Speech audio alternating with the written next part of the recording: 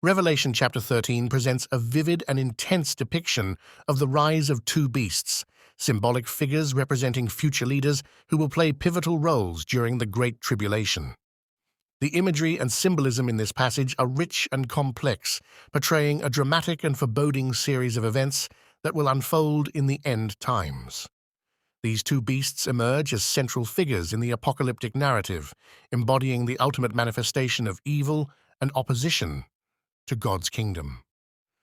This passage is critical for understanding the end-time scenario, as it lays out key elements of the Antichrist's reign and the false prophet's deceptive influence. The description of these beasts and their actions offers profound insights into the nature of satanic deception and persecution that will occur during this period.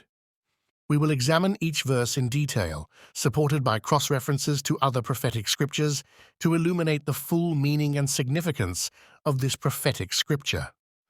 By analyzing these verses within the broader context of biblical prophecy, we can gain a deeper understanding of the events that will transpire and the spiritual realities they represent.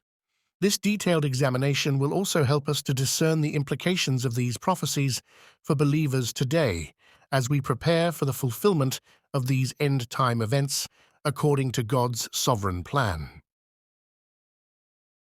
Then I stood on the sand of the sea, and I saw a beast rising up out of the sea, having 7 heads and 10 horns, and on his horns 10 crowns, and on his heads a blasphemous name.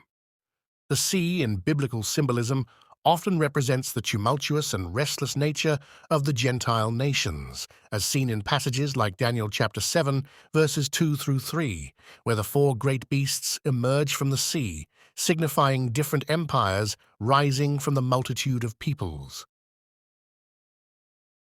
In Revelation chapter 13, verse 1, the beast emerging from the sea is a vivid depiction of a powerful political leader who arises from among these Gentile nations.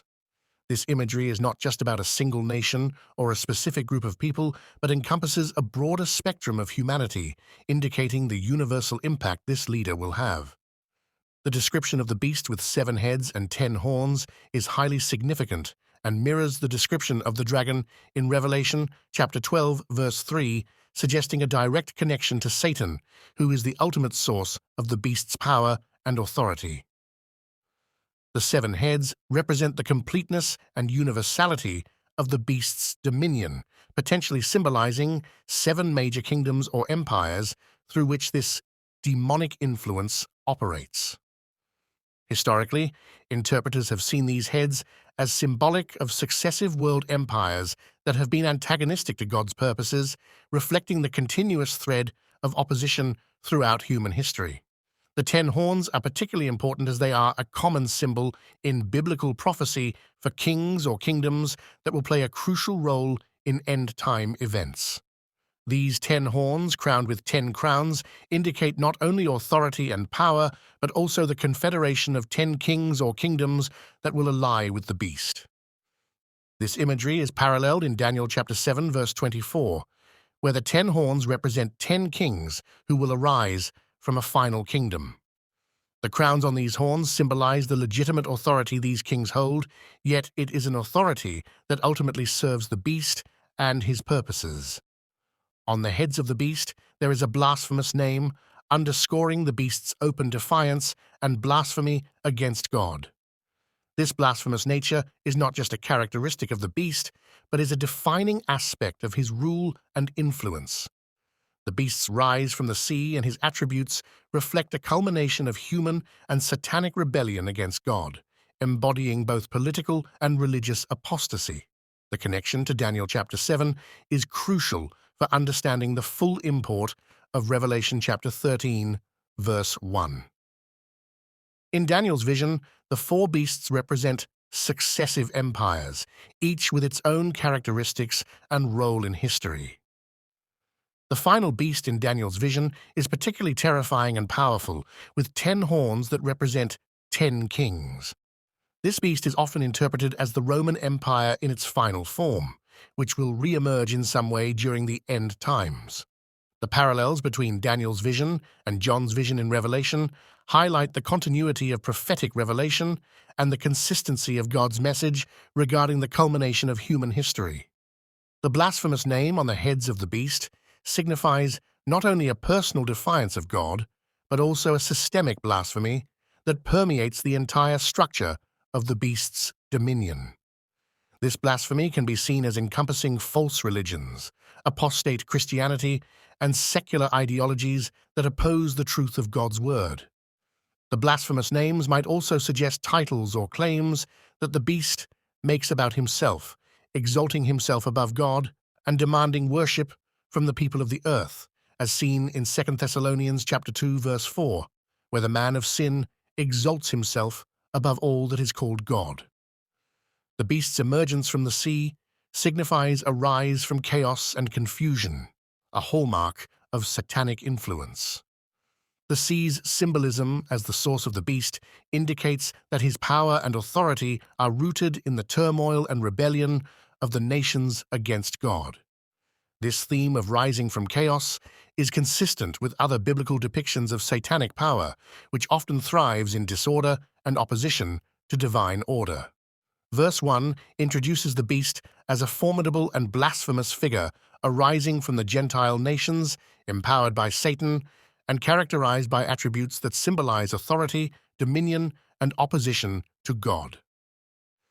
The 7 heads and 10 horns with their respective crowns highlight the completeness of the beast's rule and the coalition of kings that support him. The blasphemous names on the heads emphasize the beast's defiance against God and his attempt to usurp divine authority.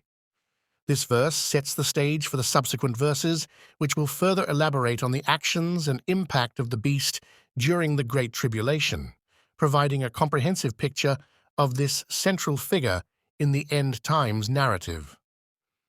The literal interpretation of these symbols and their cross-references to Daniel chapter 7 and other prophetic passages underscores the continuity and reliability of biblical prophecy, offering believers a clear and detailed understanding of the events that will unfold in the last days. Verse 2 states, "Now the beast which I saw was like a leopard, his feet were like the feet of a bear, and his mouth like the mouth of a lion.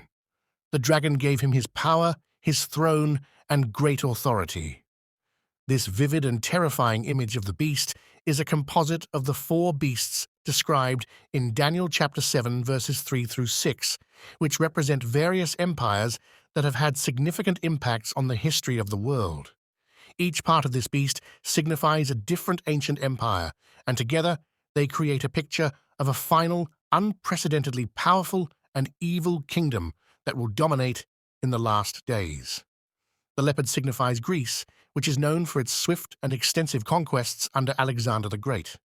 Daniel chapter 7 verse 6 describes a leopard with 4 wings and 4 heads, symbolizing the speed and reach of Alexander's empire and its subsequent division into 4 parts.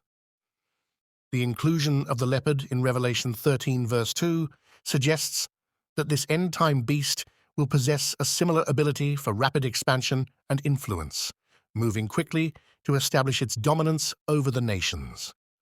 The feet, like those of a bear, represent Medo-Persia, an empire noted for its massive and formidable military might. In Daniel chapter 7, verse 5, the bear is depicted as raised up on one side with 3 ribs in its mouth, symbolizing its conquest of 3 major regions. The beast in Revelation, having the feet of a bear, indicates that it will possess a solid foundation of power, strength, and a capacity for crushing any opposition with brute force.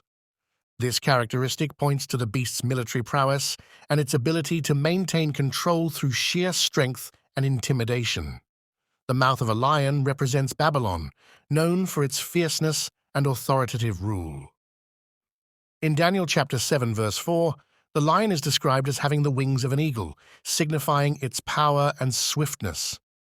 The lion's mouth on the beast in Revelation signifies that this end-time kingdom will have a fearsome and authoritative voice, capable of instilling fear and commanding obedience. It will have a domineering presence, using its voice to utter blasphemies and deceive the nations, as described later in Revelation 13.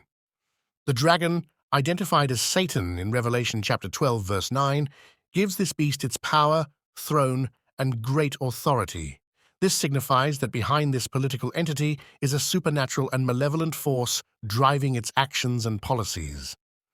The dragon's empowerment of the beast indicates that this kingdom will be heavily influenced by demonic forces, with Satan himself orchestrating its rise to power and its actions.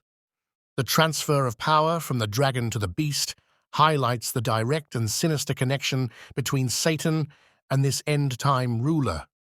The beast's characteristics of a leopard, bear, and lion, combined with the dragon's empowerment, create a picture of a fearsome, swift, powerful, and authoritative entity that embodies the worst traits of these ancient empires. This composite nature suggests that the beast will be an unparalleled force, combining the strengths and abilities of previous dominant empires to create a super-empire in the last days. It will have the cunning and agility of Greece, the brute strength and stability of Medo-Persia, and the fierce, commanding presence of Babylon, all under the influence and control of Satan. This verse underscores the terrifying nature of the beast and its role in the end times scenario. It represents not just a political or military leader, but a kingdom that is the culmination of human rebellion against God, empowered by the ultimate adversary, Satan. The description of the beast in verse 2 serves as a warning to believers about the true nature of this end-time power and the spiritual warfare that underlies the physical events of the Great Tribulation. The beast's rise to power, with its various animalistic traits, indicates that it will be both attractive and terrifying to those who dwell on the earth. Its swift conquests, formidable strength, and commanding presence will make it a formidable opponent to the saints and a deceiver of the nations. The empowerment by the dragon reveals the true source of its power and authority, highlighting the spiritual battle that will be waged during this period. This depiction of the beast also aligns with the broader biblical narrative of God's sovereignty over history. While the beast and the dragon represent formidable opposition to God's plan, they ultimately operate within the bounds of his sovereign will. The rise and fall of empires, as depicted in Daniel and Revelation, serve as a testament to God's control over the course of human history and his ultimate victory over evil. Verse 2 provides a comprehensive and alarming picture of the beast that will arise in the end times. Its composite nature, drawing from the characteristics of ancient empires, signifies a kingdom that will be unparalleled in its power and influence. Empowered by Satan, this beast will embody the ultimate expression of human and demonic rebellion against God, setting the stage for the climactic events of the Great Tribulation. This verse calls believers to be vigilant and discerning, recognizing the true nature of this end-time power and standing firm in their faith amidst the deception and persecution that will come.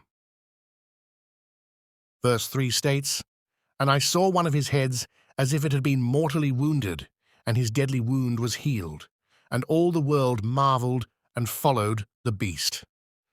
This verse paints a striking and dramatic picture of a seemingly miraculous recovery from a fatal wound, which captures the attention and awe of the entire world. The imagery here is powerful, suggesting that one of the heads of the beast, representing a significant political or military leader, suffers a fatal wound, yet astonishingly recovers. This recovery is portrayed in a manner that imitates the resurrection of Christ, making it a significant event that will deceive many. The mortal wound mentioned in this verse implies a situation where the leader is either literally killed or appears to be dead, but then is miraculously brought back to life. This event is not just a minor injury, but a deadly wound that would ordinarily lead to death, underscoring the supernatural element of the healing. The recovery of this leader is so remarkable that it causes the entire world to marvel and follow the beast, indicating a worldwide impact and widespread deception. This event can be seen as a counterfeit resurrection, mimicking the resurrection of Jesus Christ. Just as Christ's resurrection is central to the Christian faith, the beast's recovery from a fatal wound will play a central role in his rise to power and the allegiance he receives from the world. The beast's resurrection will be perceived as a sign of his invincibility and divine favor, leading many to worship him and acknowledge his authority. This deception aligns with Satan's strategy of imitating and perverting the works of God to lead people astray. Zechariah chapter 11 verse 17 provides a parallel depiction of a similar figure, the worthless shepherd, whose arm is completely withered and whose right eye is totally blinded. This worthless shepherd is a figure of judgment, one who fails to care for the flock and leads them astray. The injuries described in Zechariah, a withered arm and a blinded right eye, symbolize the leader's incapacity and judgment from God. The parallels between the worthless shepherd and the beast in Revelation suggest a shared theme of corrupt leadership and divine retribution. The recovery from the mortal wound here in verse 3 also signifies a broader spiritual deception. The beast's healing will be seen as a miraculous sign, leading many to believe in his supernatural power and authority. This deception will be so powerful that it will cause people to abandon their faith in God and follow the beast instead. The marveling of the world indicates a deep admiration and awe, revealing the persuasive power of signs and wonders in leading people away from the truth. The phrase, "all the world marveled and followed the beast," highlights the worldwide influence of this event. It suggests that people from all nations and backgrounds will be captivated by the beast's recovery, resulting in a widespread acceptance of his authority. This universal following underscores the beast's dominance and the extent of his influence during the end times. The event will serve as a catalyst for the beast's consolidation of power and the establishment of his oppressive regime. The deadly wound and subsequent healing can also be interpreted symbolically, representing the resurgence of a fallen empire or political power. In this view, the beast's head that receives the mortal wound could symbolize a kingdom or political entity that appears to be destroyed but is then revived. This revival would cause astonishment and admiration, leading people to follow the revived entity with renewed fervor. This interpretation aligns with historical patterns of empires that have fallen and then re-emerged in a new form, captivating the loyalty of their subjects.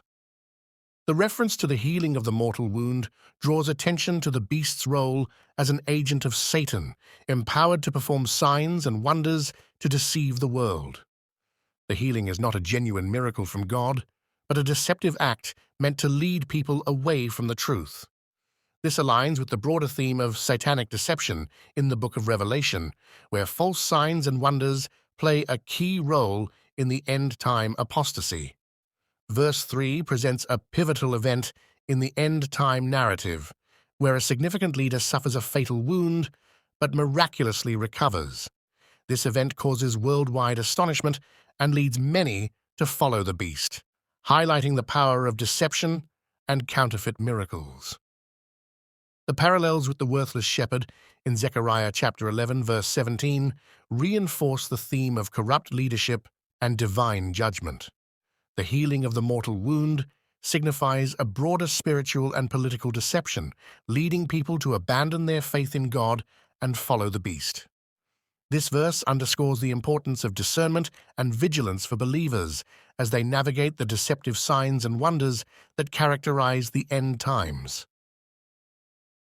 In verse 4 we read, "So they worshipped the dragon who gave authority to the beast, and they worshipped the beast, saying, 'Who is like the beast? Who is able to make war with him?'" The worship of the dragon, who is identified as Satan in Revelation chapter 12 verse 9, underscores the widespread recognition and reverence of the beast's power. This worship is a direct acknowledgement of the supernatural authority and might that the beast possesses, granted by the dragon. The phrase, "who is like the beast," is a blasphemous parody of the worship due to God alone, reflecting the ultimate rebellion against the Creator. This expression of awe and fear highlights the beast's unparalleled power and perceived invincibility, leading to a form of idolatry where the beast is exalted above all others. The act of worshipping the beast and the dragon reveals the profound deception that has gripped the world. This deception is so powerful that it leads people to abandon the worship of the true God in favor of a false, satanically empowered figure. This scene is reminiscent of the deification of Roman emperors, where emperors were worshipped as gods and their authority was seen as divine. However, the scale of worship in Revelation chapter 13, verse 4 is far greater, encompassing all nations and peoples, reflecting the beast's dominion over the earth. This universal adoration of the beast fulfills the prophecy in 2 Thessalonians chapter 2, verse 4, where the man of sin, also known as the Antichrist, exalts himself above all that is called God or is worshipped, declaring himself to be God. This verse illustrates the ultimate culmination of satanic deception and rebellion against God. The dragon, who has always sought to usurp God's authority and receive worship, finally achieves this through the beast. The world's inhabitants are deceived into believing that the beast is worthy of worship and allegiance, abandoning the worship of the true God. This deception is not merely political or social, but deeply spiritual, as it involves the ultimate blasphemy of equating the beast with God and rejecting the sovereignty of the Creator. The rhetorical questions, who is like the beast? Who is able to make war with him? Emphasize the perceived invincibility and supremacy of the beast. These questions imply that no one can challenge the beast's authority or power, reinforcing the idea that the beast is unstoppable and supreme. This perception of invincibility is a crucial factor in the beast's ability to maintain control and demand worship from the inhabitants of the earth. It creates a sense of hopelessness and inevitability among those who might otherwise resist, leading to their submission and adoration of the beast. This verse also serves as a stark warning to believers about the nature of the end times deception. It highlights the extent to which satanic influence will pervade the world, leading people to worship a false god and reject the true God. The worship of the beast and the dragon is the ultimate expression of human rebellion and apostasy, fulfilling the prophecies of a great falling away and the rise of the Antichrist.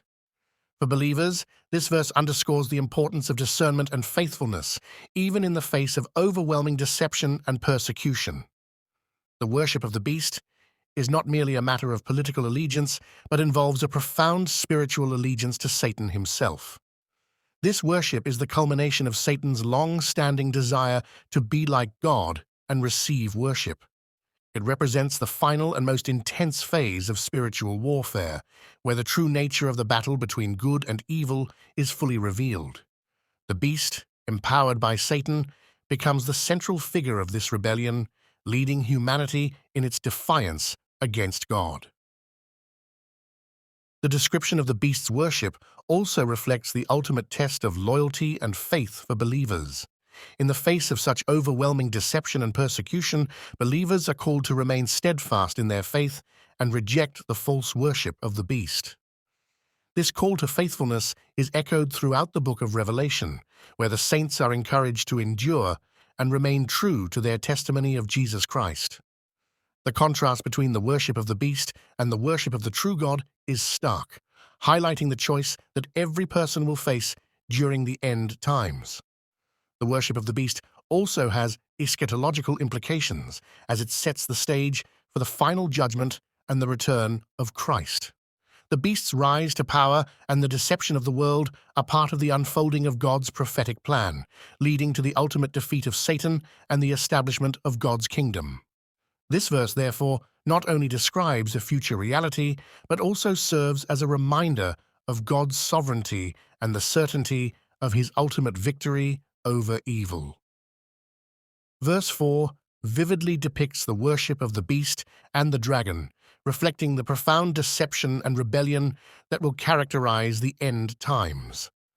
This worship is a direct acknowledgement of the beast's satanic power and authority granted by the dragon. It fulfills the prophecy of the man of sin, exalting himself above all that is called God, leading the world in a blasphemous rejection of the Creator. The rhetorical questions emphasize the perceived invincibility of the beast, creating a sense of inevitability and submission among the inhabitants of the earth. This verse serves as a warning to believers about the nature of the end times deception and the importance of remaining faithful to God. It highlights the spiritual nature of the battle between good and evil, culminating in the ultimate test of loyalty and faith. The worship of the beast is the final expression of satanic rebellion, setting the stage for the return of Christ and the establishment of God's kingdom. This depiction underscores the importance of discernment, faithfulness, and perseverance for believers as they navigate the challenges of the end times. The contrast between the false worship of the beast and the true worship of God highlights the choice that every person will face, emphasizing the eternal significance of their decision. Verse 5 states, "And he was given a mouth speaking great things and blasphemies, and he was given authority to continue for 42 months." This verse reveals crucial aspects of the beast's character and his role during the end times. The phrase, "speaking great things and blasphemies," indicates that the beast will be known for his bold, arrogant, and sacrilegious speech. He will utter grandiose claims and slander against God, his name, his dwelling place, and those who dwell in heaven.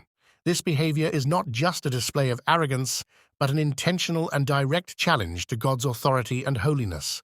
The authority given to the beast to continue for 42 months is significant in the eschatological timeline.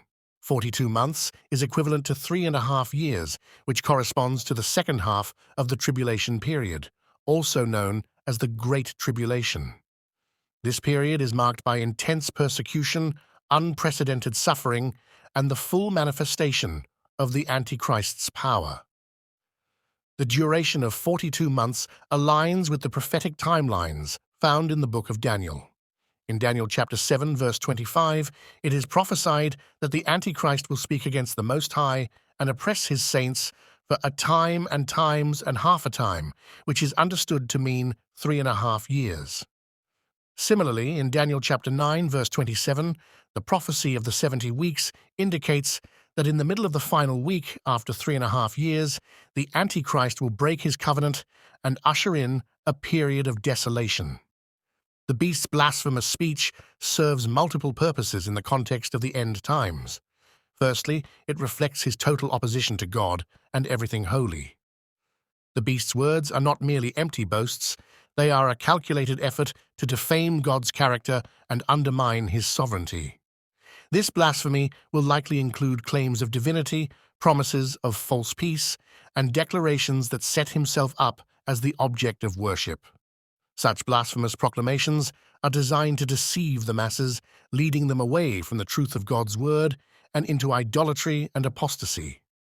Secondly, the beast's blasphemies are a fulfillment of the prophetic warnings given throughout Scripture. The book of Daniel provides detailed descriptions of the Antichrist's blasphemous actions, emphasizing that he will exalt himself above all that is called God and will desecrate the temple by setting up an abominable idol. This prophecy is echoed in 2 Thessalonians chapter 2, verse 4, where the Apostle Paul warns that the man of sin will oppose and exalt himself above all that is called God or is worshipped, so that he sits as God in the temple of God, showing himself that he is God. The beast's blasphemous speech is thus a clear indication of his identity as the Antichrist and his role in the end-time rebellion against God. The 42-month period of the beast's authority is also significant for understanding the chronology of the end times. This period represents the latter half of Daniel's 70th week, a time of great tribulation and distress. During these 3.5 years, the Antichrist will have unchecked power to oppress the saints and dominate the political and religious spheres. This period is characterized by intense persecution of those who refuse to worship the beast and his image, as well as the implementation of the mark of the beast, which restricts economic activity to those who bear his mark. The authority granted to the beast is not inherent, but given to him by the dragon, as noted in verse 2. This delegation of power indicates a satanic origin and purpose behind the beast's actions. The beast's reign of terror during these 42 months is part of a larger spiritual conflict between the forces of good and evil, culminating in the ultimate showdown between Christ and the Antichrist. The limited duration of the beast's authority underscores the sovereignty of God, who has predetermined the times and seasons, including the period of the Great Tribulation. The fact that the beast's authority is limited to 42 months serves as a reminder that his reign is temporary and that God will ultimately triumph. The beast's blasphemous speech and the duration of his authority are also important for believers to understand as they prepare for the events of the end times. The knowledge of the beast's character and actions equips believers to recognize the signs of the times and to remain steadfast in their faith despite persecution. The Scriptures provide ample warning and instruction to help believers navigate the challenges of the Great Tribulation, emphasizing the importance of endurance, faithfulness, and discernment. The beast's authority to speak blasphemies for 42 months also highlights the spiritual battle that will intensify during the end times. Believers are called to stand firm in their testimony and to resist the deception and coercion of the Antichrist. The book of Revelation encourages the saints to overcome by the blood of the Lamb and by the word of their testimony, even unto death. This period of great tribulation will test the faith and resolve of believers. Verse 5 reveals critical details about the beast's character and role during the end times. His blasphemous speech and the authority to continue for 42 months highlight his opposition to God and the prophetic fulfillment of the Great Tribulation. This period aligns with the prophetic timelines in Daniel, emphasizing the Antichrist's reign and persecution of the saints. The beast's actions serve as a stark warning to believers about the nature of the end times deception and the importance of remaining faithful. The limited duration of his authority underscores God's sovereignty and the certainty of his ultimate victory over evil. As believers navigate the challenges of the Great Tribulation, they are called to endure, remain faithful, and resist the deceptions of the Antichrist, confident in the knowledge that Christ will return to establish his kingdom and bring an end to the reign of the beast. In verse 6 we read, "Then he opened his mouth in blasphemy against God, to blaspheme his name, his tabernacle, and those who dwell in heaven." This verse highlights the sheer audacity and wickedness of the beast, known as the Antichrist. His blasphemies are directed against the most sacred and holy entities, God himself, his name, his dwelling place, and the saints in heaven. This verse encapsulates the ultimate rebellion and hostility toward everything that is divine and holy. The Antichrist's actions reflect his utter contempt for God, showing that his opposition is not merely political or social, but deeply spiritual and theological. The act of blasphemy against God is the pinnacle of sacrilege and impiety. To blaspheme God is to speak with contempt, to insult, and to show irreverence towards the Creator of the universe. This blasphemy is not a one-time act, but an ongoing, deliberate assault on God's character and authority. The Antichrist's blasphemy against God's name indicates a direct attack on his identity and reputation. In biblical terms, a name is not just a label, but a representation of a person's nature and attributes. Thus, to blaspheme God's name is to malign his very essence and nature. This act of defiance is a fulfillment of Daniel's prophecy in chapter 7, verse 8, where the little horn speaks pompous words against the Most High. The Antichrist's blasphemous words are a clear indication of his pride, arrogance, and total disregard for divine authority. The blasphemy against God's tabernacle signifies a deep-seated animosity towards the place of God's presence and worship. The tabernacle, or dwelling place of God, represents his immediate presence among his people. In the Old Testament, the tabernacle was the sacred space where God met with his people, and in the New Testament, it symbolizes the heavenly dwelling place of God. The Antichrist's blasphemy against the tabernacle is an attempt to desecrate and defile what is holy and sacred. It reflects his desire to undermine and destroy the very foundation of true worship and divine fellowship. Furthermore, the Antichrist's blasphemy extends to those who dwell in heaven, namely the saints and angels. This blasphemy is a direct attack on the faithful followers of God who have been redeemed and are now in his presence. The saints in heaven represent the ultimate victory of God's people over sin and death, and the Antichrist's blasphemy against them is a manifestation of his hatred and envy. This hostility towards the saints is reminiscent of Satan's ongoing war against God's people, as depicted in Revelation chapter 12, verse 17, where the dragon goes to make war with the rest of the woman's offspring, who keep the commandments of God and have the testimony of Jesus Christ. The Antichrist's blasphemous actions are part of a broader pattern of defiance and rebellion against God that has been prophesied throughout Scripture. His words and actions fulfill the warnings given by the prophets and apostles about the coming of a powerful, deceptive figure who would lead the world in a final revolt against God. This figure is described in various terms such as the man of sin, the son of perdition, and the lawless one, each title highlighting a different aspect of his wicked character and mission.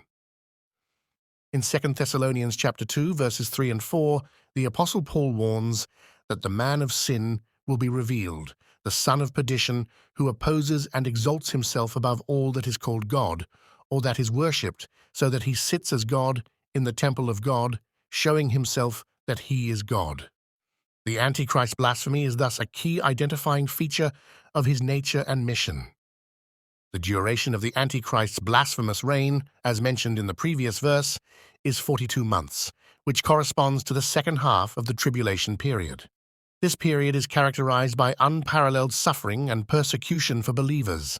The Antichrist's blasphemy will be accompanied by actions that enforce his authority and demand worship from all people.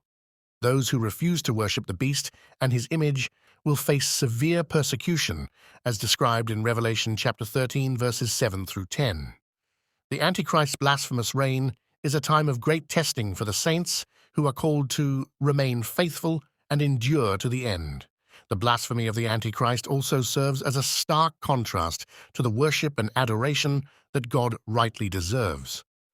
Throughout the book of Revelation, scenes of heavenly worship are depicted, where the inhabitants of heaven continually praise and glorify God. These scenes highlight the holiness, majesty, and worthiness of God in stark contrast to the blasphemies of the Antichrist. The worship of God in heaven serves as a reminder of his ultimate sovereignty and the eternal praise that he is due, regardless of the temporary blasphemies of the Antichrist. The Antichrist's blasphemies are a fulfillment of the prophetic warnings about the last days, emphasizing the intense spiritual warfare that will characterize the end times. Believers are warned to be vigilant, discerning, and steadfast in their faith. The Scriptures provide numerous warnings and exhortations to remain faithful in the face of deception and persecution. In Matthew chapter 24, verses 24 and 25, Jesus warns that false Christs and false prophets will rise and show great signs and wonders to deceive, if possible, even the elect. This warning underscores the importance of being grounded in the truth of God's Word and relying on the Holy Spirit for discernment and strength. The ultimate defeat of the Antichrist is assured, as foretold in Revelation chapter 19, verses 19 and 20, where he and the false prophet are captured and thrown alive into the lake of fire. This final judgment serves as a reminder of God's justice and the certainty of his victory over all evil. The blasphemous reign of the Antichrist, though intense and terrifying, is temporary and will be brought to an end by the return of Christ, who will establish his millennial kingdom and reign in righteousness. Verse 6 provides a detailed description of the Antichrist's blasphemous actions against God, his name, his dwelling place, and the saints in heaven. This verse highlights the utter contempt and rebellion of the Antichrist towards everything that is holy and divine. It fulfills the prophetic warnings about the last days and underscores the intense spiritual warfare that will characterize the end times. Believers are called to remain faithful and vigilant, recognizing the temporary nature of the Antichrist's reign and the certainty of God's ultimate victory. The contrast between the blasphemies of the Antichrist and the worship of God in heaven serves as a powerful reminder of God's holiness, sovereignty, and worthiness of eternal praise. Verse 7 states, "It was granted to him to make war with the saints and to overcome them, and authority was given him over every tribe, tongue, and nation. This verse underscores the intense persecution and tyranny that the beast, known as the Antichrist, will inflict upon the saints during the Great Tribulation. The phrase, "it was granted to him," indicates that this power and authority were allowed by God as part of his sovereign plan. The beast's war against the saints is not merely a physical conflict, but a spiritual assault against those who are faithful to God. This war is reminiscent of the prophecy in Daniel chapter 7, verse 21, where the little horn makes war against the saints and prevails. The similarity between the two passages highlights the continuity of prophetic revelation concerning the end times and the trials that believers will face. The persecution of the saints during this period will be unprecedented in its intensity and scope. Daniel chapter 12, verse 7 also speaks of a time of great distress for God's people, indicating that the power of the holy people will be completely shattered. This period of suffering is a significant aspect of the end times scenario and serves as a test of faith and endurance for believers. The phrase, "to overcome them," does not imply a spiritual defeat of the saints, for their ultimate victory is assured in Christ. Instead, it refers to the physical and temporal victory that the Antichrist will have over them, resulting in widespread martyrdom and suffering. The saints' perseverance and faithfulness during this time will be a powerful testimony to their unwavering commitment to God.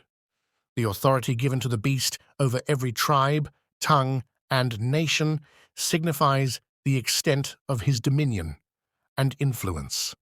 This universal authority echoes the descriptions of the empires in Daniel's visions, where successive kingdoms exercise dominion over vast territories and diverse peoples.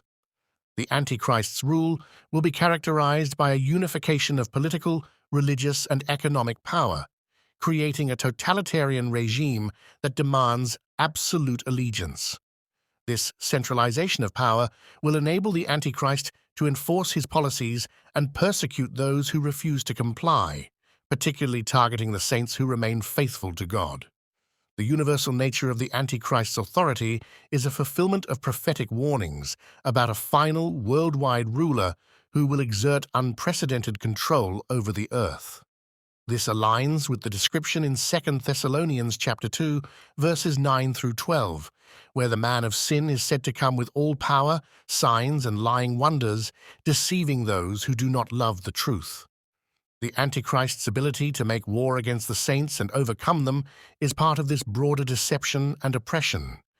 His regime will employ various means, including political coercion, economic pressure, and religious persecution, to enforce compliance and suppress dissent.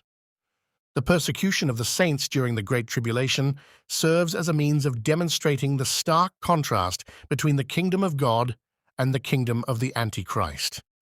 The saints' suffering and endurance become a powerful witness to the truth of the gospel and the reality of God's ultimate victory over evil.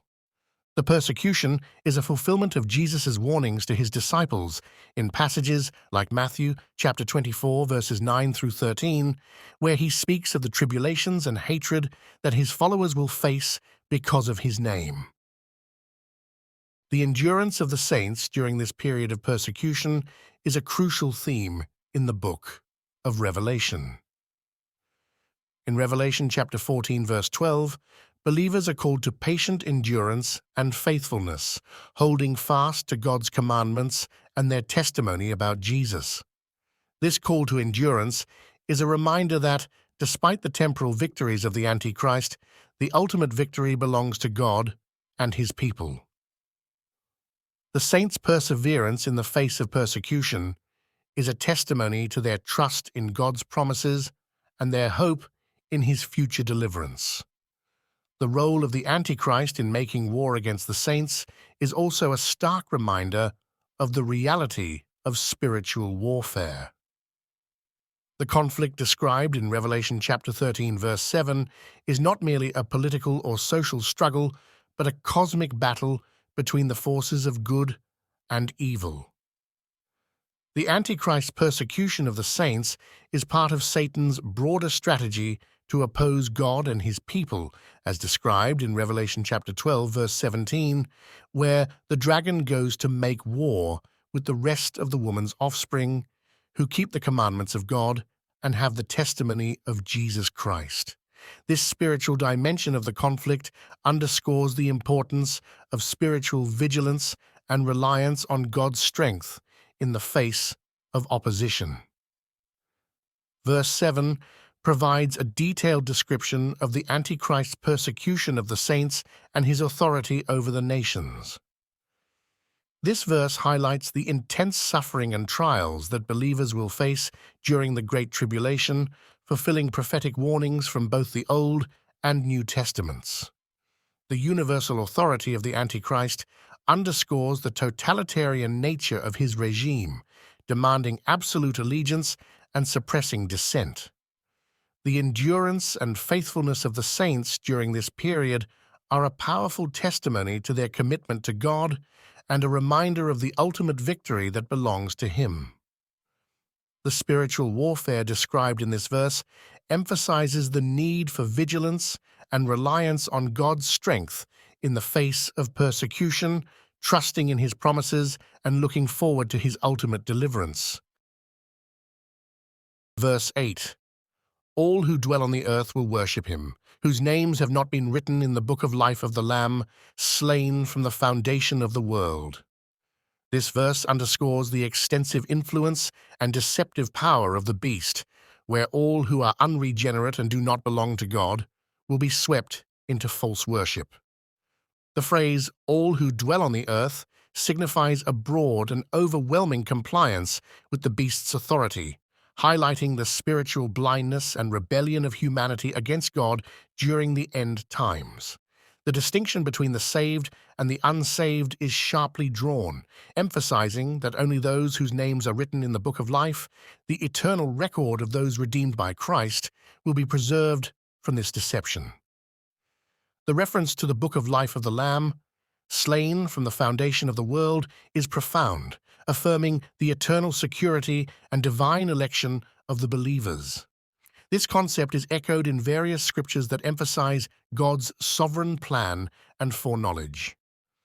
Exodus chapter 32, verse 32 recounts Moses' intercession for Israel, where he asks God to blot him out of the book He has written if He will not forgive the people's sins. This suggests the existence of a heavenly record that distinguishes the faithful. Daniel chapter 12, verse 1 speaks of a time of great distress, with deliverance promised to those whose names are found written in the book, indicating divine protection and salvation for the elect. The phrase, Lamb slain from the foundation of the world, indicates the preordained plan of salvation through Jesus Christ. This aligns with 1 Peter chapter 1, verses 19 through 20, which states that Christ was foreknown before the foundation of the world, but was manifested in these last times for the sake of the believers. The predetermined sacrificial death of Christ underscores the certainty of God's redemptive plan and the assured salvation of those chosen by Him. The worship of the beast by all whose names are not in the book of life illustrates the complete moral and spiritual depravity that will characterize the world during the reign of the Antichrist. This worship is not merely a matter of political allegiance, but a profound spiritual apostasy and rebellion against God.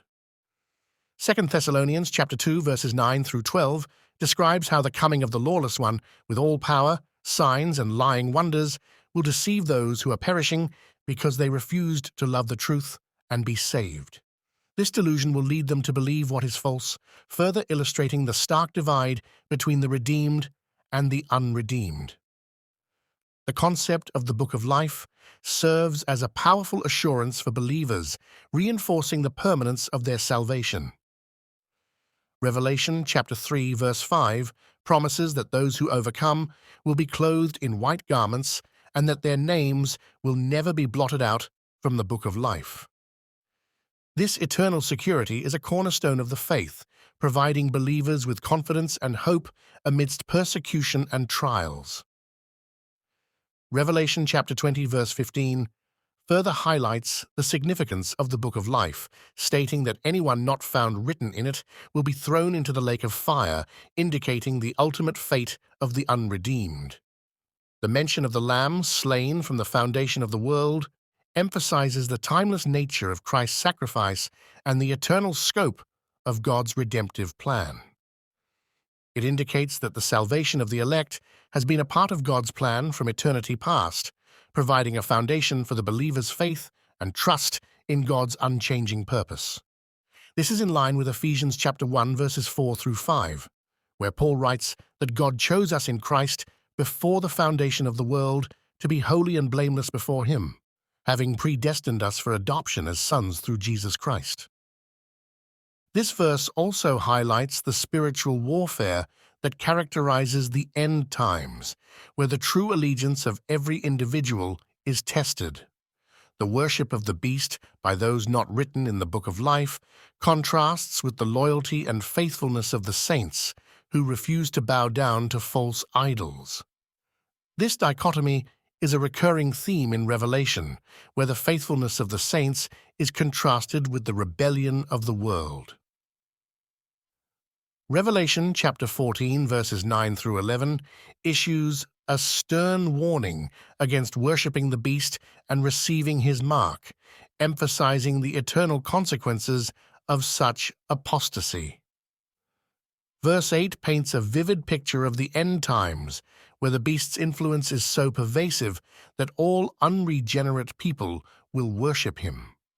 This worship marks a profound spiritual rebellion and is contrasted with the security of the saints whose names are written in the Book of Life. The reference to the Lamb, slain from the foundation of the world, underscores the eternal nature of God's redemptive plan and the assured salvation of the elect. This verse reinforces the themes of divine sovereignty, election, and the eternal security of believers, providing a powerful assurance of God's unchanging purpose and the ultimate triumph of His plan. The distinction between the saved and the unsaved, highlighted by the Book of Life, serves as a reminder of the importance of faithfulness and endurance in the face of persecution and deception. Verse 9, "If anyone has an ear, let him hear." This admonition calls for discernment and attention, similar to the warnings given to the churches in Revelation chapters 2 and 3.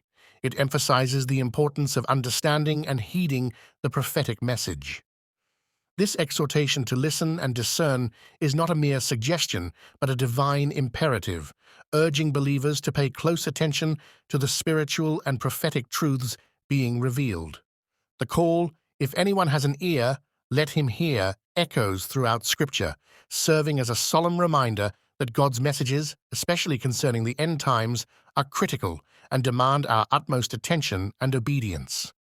Jesus frequently used this phrase in the Gospels, Matthew chapter 11, verse 15, Mark chapter 4, verse 9, to underscore the importance of understanding his teachings, and it is repeated in the letters to the 7 churches in Revelation chapters 2 and 3, highlighting its significance.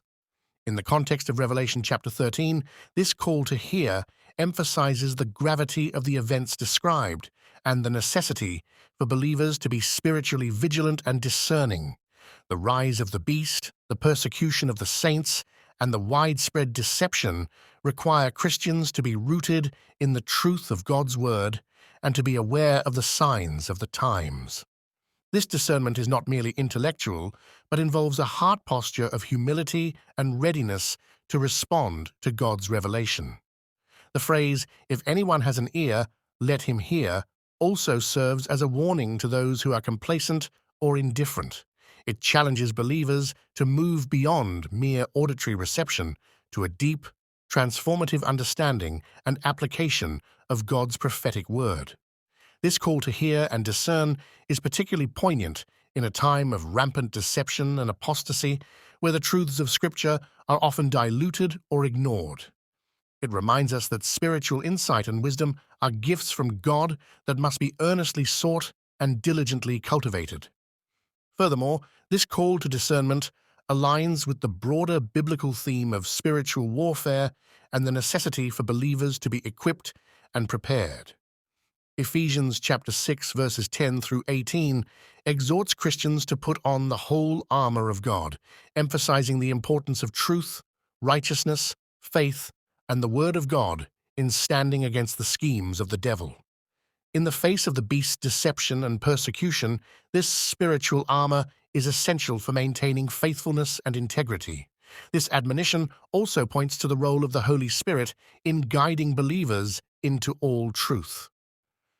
John chapter 16 verse 13 assures us that the Spirit of truth will guide us into all truth and declare to us the things that are to come. Therefore, this call to hear is an invitation to rely on the Holy Spirit's guidance and illumination as we navigate the complexities and challenges of the end times. It is through the Spirit's work that we gain the discernment and wisdom needed to understand and apply God's prophetic word. Moreover, the call to hear serves as a reminder of the communal aspect of discernment and faithfulness.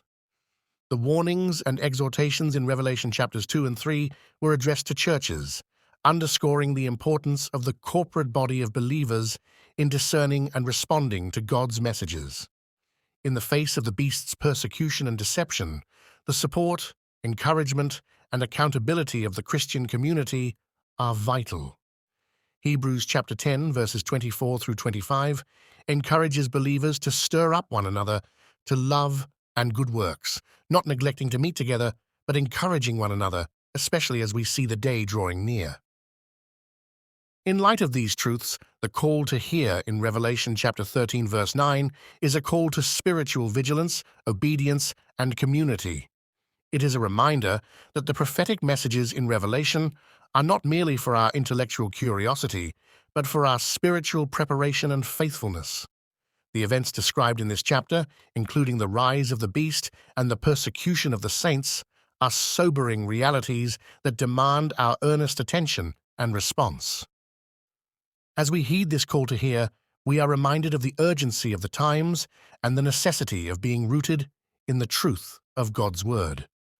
The warnings and exhortations in Revelation are given to prepare us for the trials and tribulations of the end times, to strengthen our faith, and to encourage us to remain steadfast in our devotion to Christ.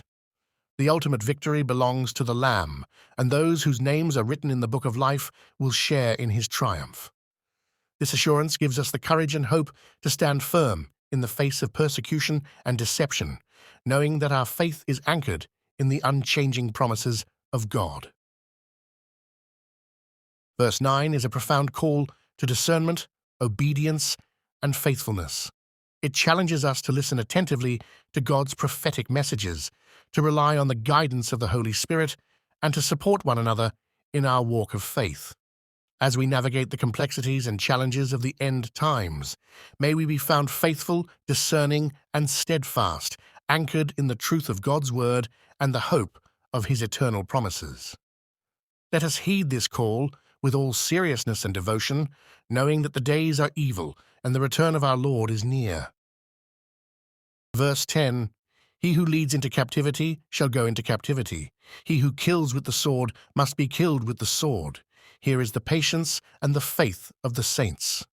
This verse affirms God's justice and the ultimate downfall of the beast and his followers. It echoes the principle of divine retribution found in Jeremiah chapter 15 verse 2 and Matthew chapter 26 verse 52. The saints are called to endure with patience and faith, knowing that God will vindicate them. Continuing from verse 9, this verse provides a crucial reminder of the divine justice that governs the universe. The assurance that those who lead others into captivity will themselves go into captivity, and those who kill with the sword will themselves be killed by the sword, reinforces the biblical principle that God will repay evil with appropriate recompense.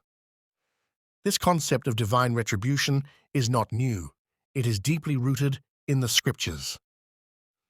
Jeremiah chapter 15 verse 2 speaks of a similar fate for those who persist in their rebellion against God, and Matthew chapter 26 verse 52 records Jesus' admonition that all who take the sword will perish by the sword. This principle underscores the immutable justice of God.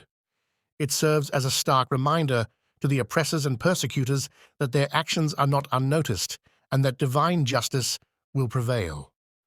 The beast, empowered by Satan and his followers, may seem to have the upper hand temporarily, but their ultimate end is certain. God's justice will be meted out, ensuring that every act of violence and oppression will be recompensed.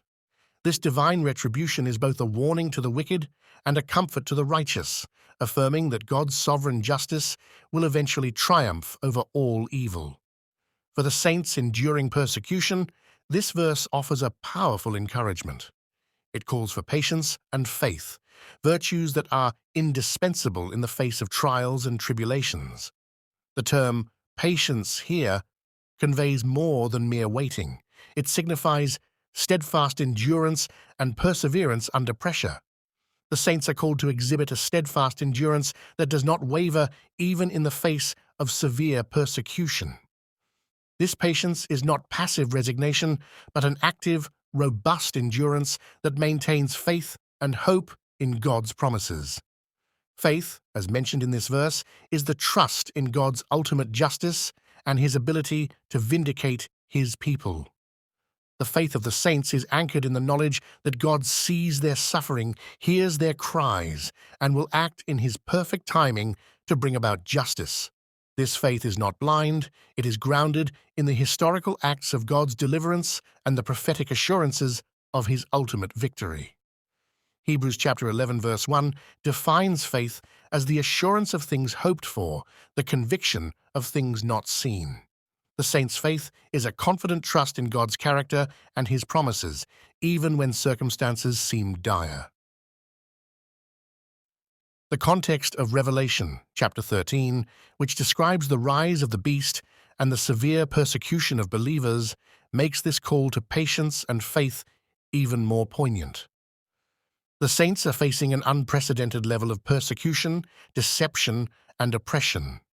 The beast's power and the world's worship of him create an environment where standing firm in one's faith is both difficult and dangerous. Yet, it is precisely in this context that the call to patience and faith becomes crucial. It is a call to trust in God's sovereignty and his ultimate plan, even when the immediate future looks bleak. This verse also serves as a theological anchor for the doctrine of divine retribution and justice. It reassures believers that God's justice is not arbitrary, but is deeply rooted in his righteous character. The fate of those who lead into captivity and kill with the sword is sealed by the unchanging nature of God's justice. This assurance helps believers to withstand the apparent success of the wicked, knowing that their triumph is temporary and their judgment is certain. The patience and faith of the saints are further emphasized throughout the book of Revelation.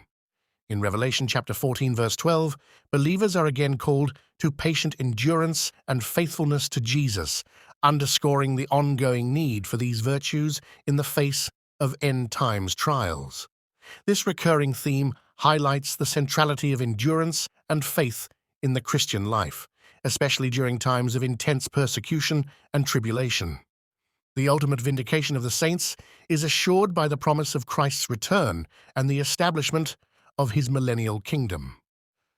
The pre-trib rapture, as described in 1 Thessalonians chapter 4 and 1 Corinthians chapter 15, provides additional comfort and hope to believers. The church will be spared from the worst of the tribulation, yet it also acknowledges that those who come to faith during the tribulation will face severe trials and persecution. The literal 1,000-year reign of Christ, as described in Revelation chapter 20, verses 1 through 6, provides the ultimate context for understanding the vindication of the saints. This period will be marked by Christ's righteous rule, where justice will prevail and the saints will reign with him. The assurance of this future reign provides a powerful motivation for enduring present sufferings with patience and faith. Verse 10 provides a profound affirmation of God's justice and the ultimate downfall of the beast and his followers. It echoes the principle of divine retribution found throughout Scripture and calls the saints to endure with patience and faith. This endurance and faith are grounded in the assurance of God's ultimate justice and the hope of Christ's return. As believers navigate the trials and tribulations of the end times, they are called to steadfastly trust in God's promises and to persevere in their faith, knowing that their vindication is certain. This verse serves as a powerful reminder that, despite the apparent triumph of evil, God's justice will prevail and His people will be vindicated. Revelation chapter 13, verse 11. Then I saw another beast coming up out of the earth, and he had 2 horns like a lamb and spoke like a dragon. The introduction of the second beast marks a significant development in the end times narrative, adding a new dimension to the satanic trinity comprising the dragon, Satan, the first beast, the Antichrist, and this second beast who is identified as the false prophet. Emerging from the earth, this beast presents a stark contrast to the first beast who rose from the sea, indicating a different source or sphere of influence. The sea often symbolizes the chaotic masses of humanity, especially the Gentile nations, while the earth may symbolize a more stable, organized, and possibly religious origin. The description of the second beast having 2 horns like a lamb is particularly striking. Horns in biblical symbolism represent power and authority, and the number 2 often denotes confirmation or witness, as seen in Deuteronomy chapter 19, verse 15. However, these horns are like those of a lamb, an animal often associated with innocence, gentleness, and sacrificial imagery in Scripture. The lamb-like appearance suggests a facade of gentleness, piety, and religiosity. This deceptive outward appearance is meant to mislead people into thinking that the second beast is benign and worthy of trust. This imagery aligns with the warnings given by Jesus in Matthew chapter 7, verse 15, where he cautions about false prophets who come in sheep's clothing, but inwardly are ravenous wolves. The false prophet will present himself as a benign and gentle figure, possibly a religious leader who promotes peace and unity, but his true nature and intentions are malevolent. Despite his lamb-like appearance, the second beast spoke like a dragon. This reveals his true satanic nature, as the dragon in Revelation is identified as Satan, Revelation chapter 12, verse 9. The dragon's speech is characterized by lies, deception, and blasphemy, indicating that the second beast will use his influence to spread satanic doctrines and lead people away from the truth. This duality of appearance and speech is a powerful tool of deception, designed to gain the trust of the masses while leading them into spiritual bondage. The emergence of the false prophet is a fulfillment of various scriptural warnings about end times deception. Again, in 2 Thessalonians chapter 2, verses 9 through 12, the Apostle Paul describes the coming of the lawless one, which is according to the working of Satan with all power, signs, and lying wonders, and with all unrighteous deception among those who perish. The false prophet will perform miraculous signs to authenticate his authority and to deceive those who do not love the truth. His actions will confirm the words of Jesus in Matthew chapter 24, verse 24, where he warns that false Christs and false prophets will arise and perform great signs and wonders to deceive, if possible, even the elect. The role of the false prophet is crucial in establishing the religious component of the Antichrist's kingdom. While the first beast, the Antichrist, primarily represents political and military power, the second beast reinforces this power through religious deception. This unholy alliance between the 2 beasts creates a comprehensive system of control that encompasses both the secular and the sacred, demanding total allegiance from the inhabitants of the earth. The false prophet's ability to perform signs and wonders will lend credibility to the Antichrist's claims and will coerce people into worshipping the image of the beast. Revelation chapter 13, verses 12 through 15 further elaborate on the false prophet's activities, showing that he exercises all the authority of the first beast in his presence and causes the earth and those who dwell in it to worship the first beast, whose deadly wound was healed. The false prophet's role in enforcing the worship of the Antichrist indicates a false religious system designed to counterfeit the worship of the true God. This enforced worship is a direct challenge to the first commandment, which calls for exclusive allegiance to God alone, Exodus chapter 20, verse 3. The false prophet will also deceive people by making fire come down from heaven on the earth in the sight of men. This act is a direct imitation of the prophet Elijah's miracle in 1 Kings chapter 18, verses 36 through 38, where Elijah called down fire from heaven to prove that the Lord is God. The false prophet's mimicry of this miracle is intended to validate his false teachings and to lead people into idolatry. This deception is a stark reminder of the spiritual warfare that characterizes the end times, where Satan employs counterfeit miracles to lead people astray. The requirement for people to worship the image of the beast and to receive his mark on their right hand or forehead, Revelation chapter 13, verses 16 through 17, is the ultimate act of allegiance to the Antichrist's regime. The mark of the beast is not merely an economic tool, but a spiritual signifier of one's allegiance. Those who receive the mark signify their rejection of God and their acceptance of the Antichrist's authority. This act of receiving the mark is a direct violation of the allegiance that belongs to God alone and aligns the individual with Satan's rebellion. For believers, the emergence of the false prophet and his deceptive practices are a call to vigilance and faithfulness. The warnings in Revelation chapters 2 and 3 to the 7 churches emphasize the need for discernment, perseverance, and faithfulness in the face of persecution and deception. Believers are called to be aware of the signs of the times, to hold fast to the truth of God's word, and to resist the allure of false teachings and miracles. The ultimate fate of the false prophet is sealed in Revelation chapter 19, verse 20, where he is captured and thrown alive into the lake of fire, burning with brimstone, along with the Antichrist. This final judgment underscores the justice of God and the ultimate triumph of his righteousness over all deception and evil.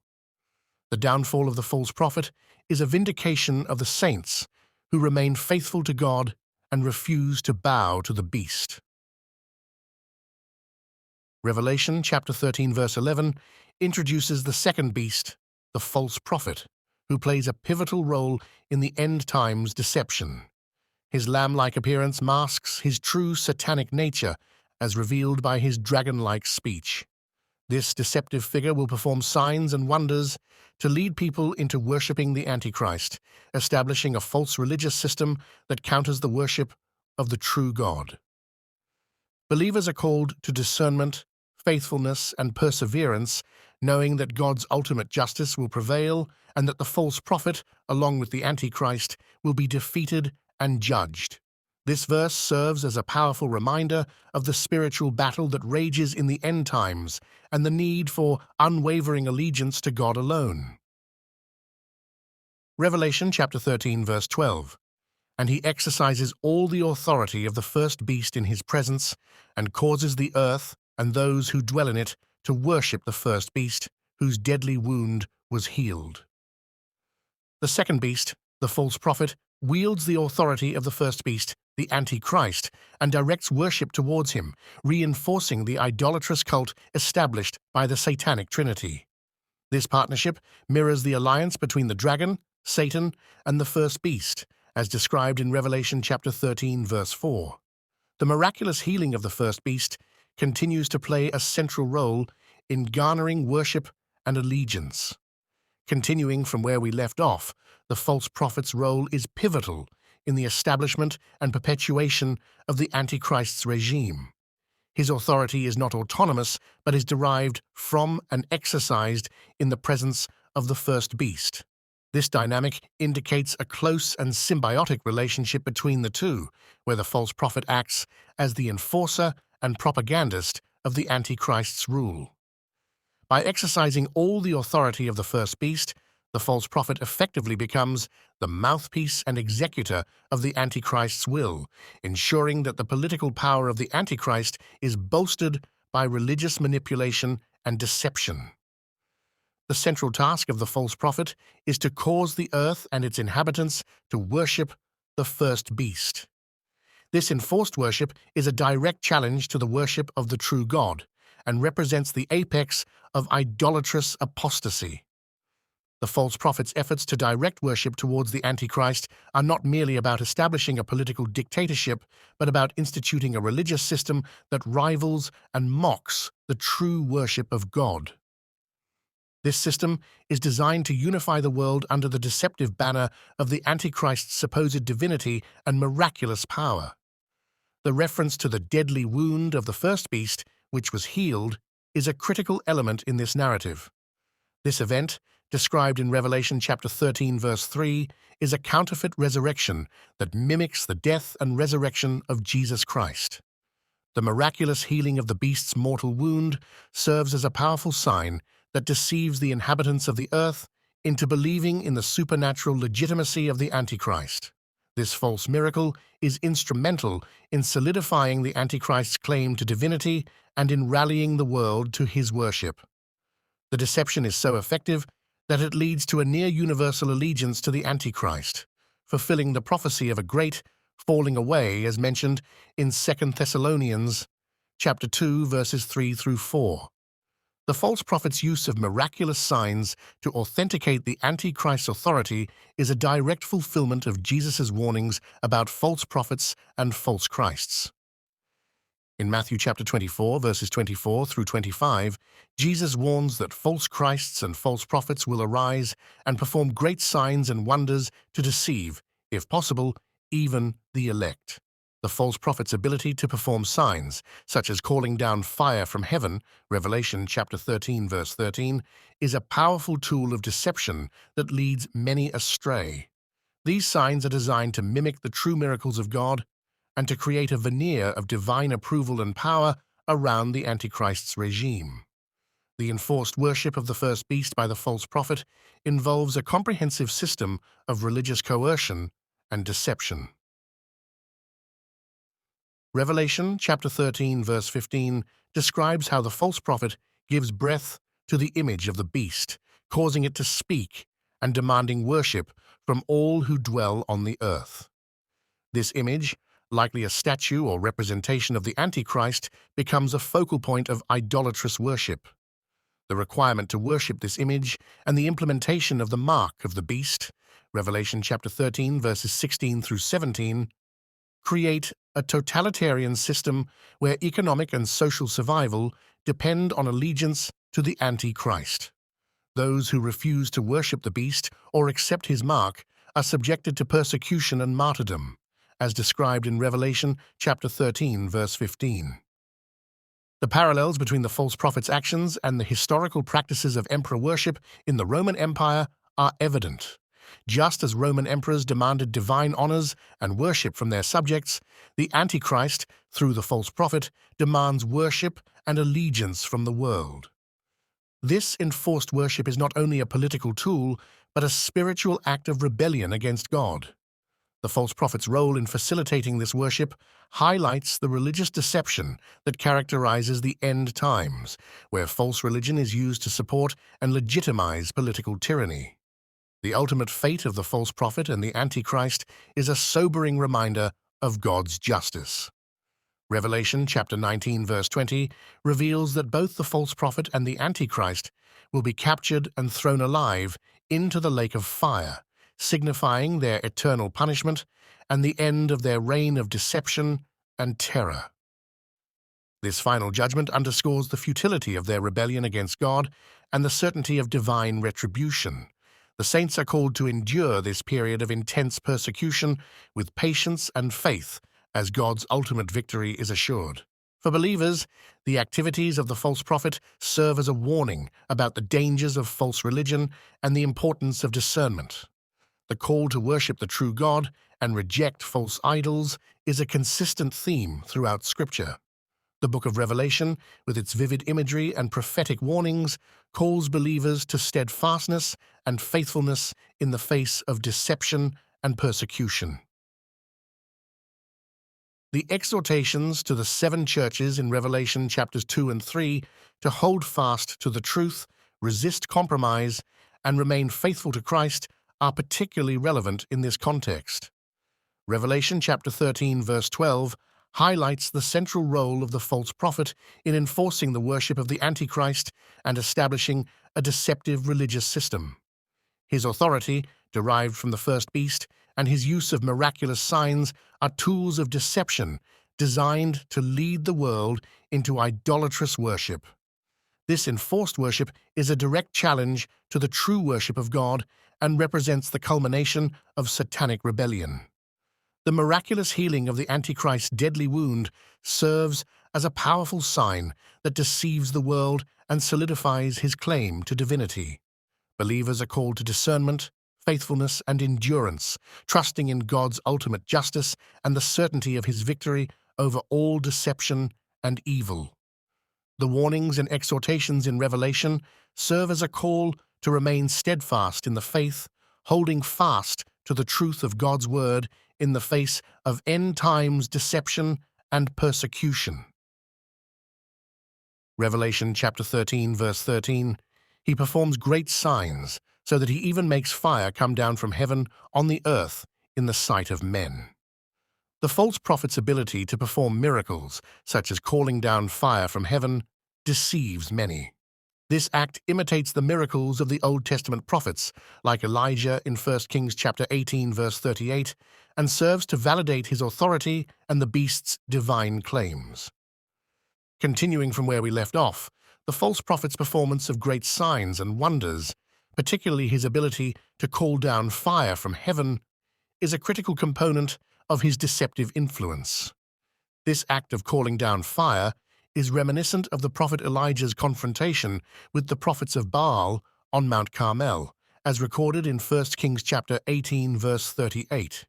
In that historical account, Elijah's prayer was answered by God with fire from heaven, demonstrating that the Lord is the true God and discrediting the false prophets of Baal.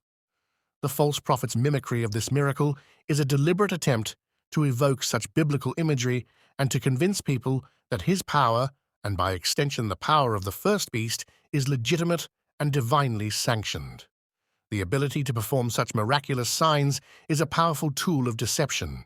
It capitalizes on the human tendency to equate miraculous power with divine approval. The spectacle of fire descending from heaven is both dramatic and convincing, designed to captivate the masses and to lead them into false worship. This act not only impresses the observers, but also serves to legitimize the authority of the Antichrist, reinforcing his claims to divinity and power. The false prophet's signs are part of a broader strategy to establish a counterfeit religious system that rivals and opposes the worship of the true God.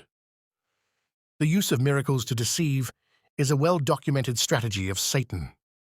Jesus himself warned about the appearance of false Christs and false prophets who would perform great signs and wonders to deceive, if possible, even the elect.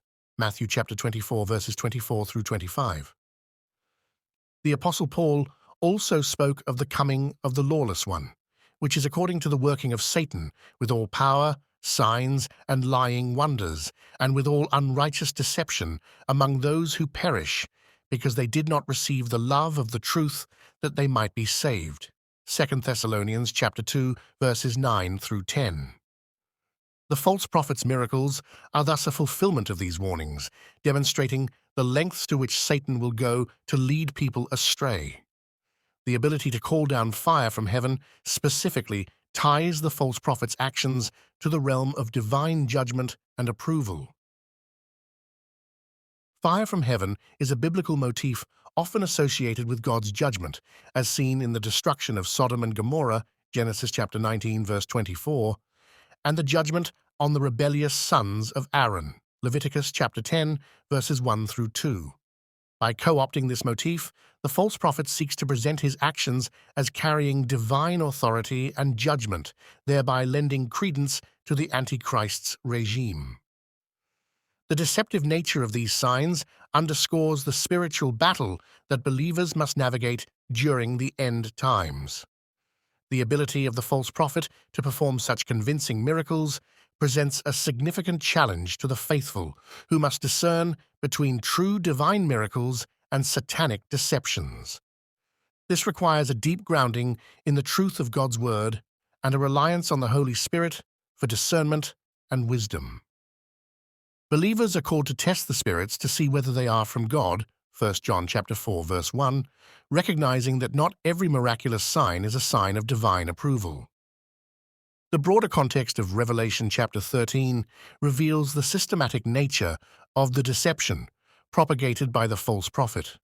His signs and wonders are part of a larger strategy to establish the worship of the first beast and to enforce the mark of the beast, a sign of allegiance and economic control. This mark, placed on the right hand or forehead, signifies total submission to the Antichrist's authority and serves as a means of economic and social exclusion for those who refuse it. Revelation chapter 13 verses 16 through 17. The combination of miraculous signs, religious coercion, and economic control creates a comprehensive system of deception and oppression designed to lead people away from the worship of the true God.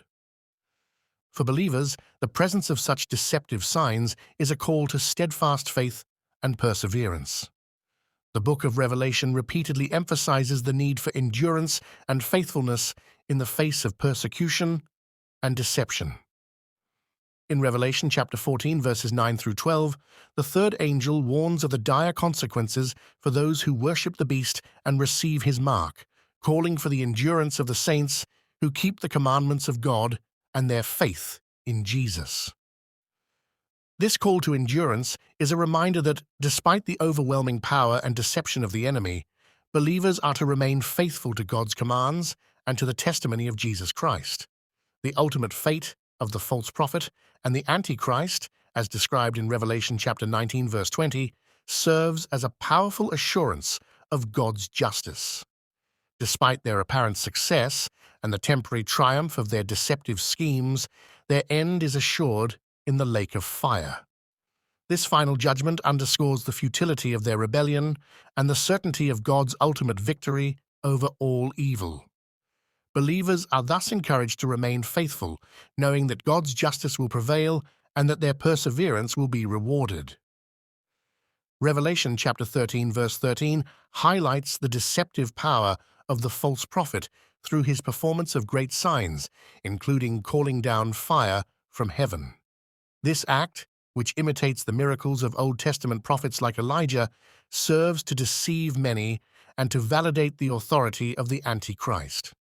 The use of such miracles is a fulfillment of biblical warnings about false prophets and false Christs who perform signs and wonders to lead people astray. For believers, this verse underscores the importance of discernment, faithfulness, and reliance on God's Word and the Holy Spirit. The deceptive signs of the false prophet are part of a larger strategy of religious and economic coercion, but the ultimate victory belongs to God, who will judge the false prophet and the Antichrist and vindicate his faithful followers. Believers are called to endure with patience and faith, holding fast to the truth of God's Word and the testimony of Jesus Christ amidst the trials and deceptions of the end times. Revelation chapter 13, verse 14. And he deceives those who dwell on the earth by those signs which he was granted to do in the sight of the beast, telling those who dwell on the earth to make an image to the beast who was wounded by the sword and lived. The deception through signs and wonders leads to the creation of an image of the beast, reminiscent of the idolatrous practices condemned in Daniel chapter 3, verses 1 through 6, where Nebuchadnezzar sets up a golden image and demands worship. The false prophet's primary role in the end-times scenario is to serve as the enforcer of the Antichrist's will, utilizing miraculous signs and wonders to deceive the masses. This deception is not a minor or isolated occurrence, but a widespread and strategic campaign designed to lead the entire world into idolatrous worship. The false prophet's ability to perform miraculous signs, such as calling down fire from heaven, captivates and convinces the people of the earth, leading them to believe in the legitimacy of the Antichrist's divine claims. This is a direct fulfillment of the warnings given by Jesus in Matthew chapter 24, verses 24 through 25, where he cautions about false Christs and false prophets who will perform great signs and wonders to deceive, if possible, even the elect. The creation of an image of the beast is a significant aspect of this deception.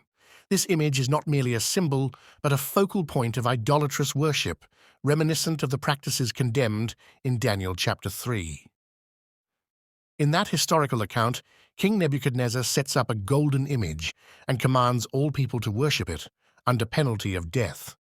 This act of enforced idolatry is a direct affront to the worship of the true God, and it serves as a vivid parallel to the future scenario described in Revelation chapter 13. The image of the beast, brought to life through the power of the false prophet, becomes the central object of worship, further entrenching the world's allegiance to the Antichrist. The deception employed by the false prophet is multifaceted and insidious. By performing signs and wonders, he creates an atmosphere of awe and reverence around the Antichrist. These miracles are designed to mimic the works of God, thereby lending false credibility to the Antichrist's claims.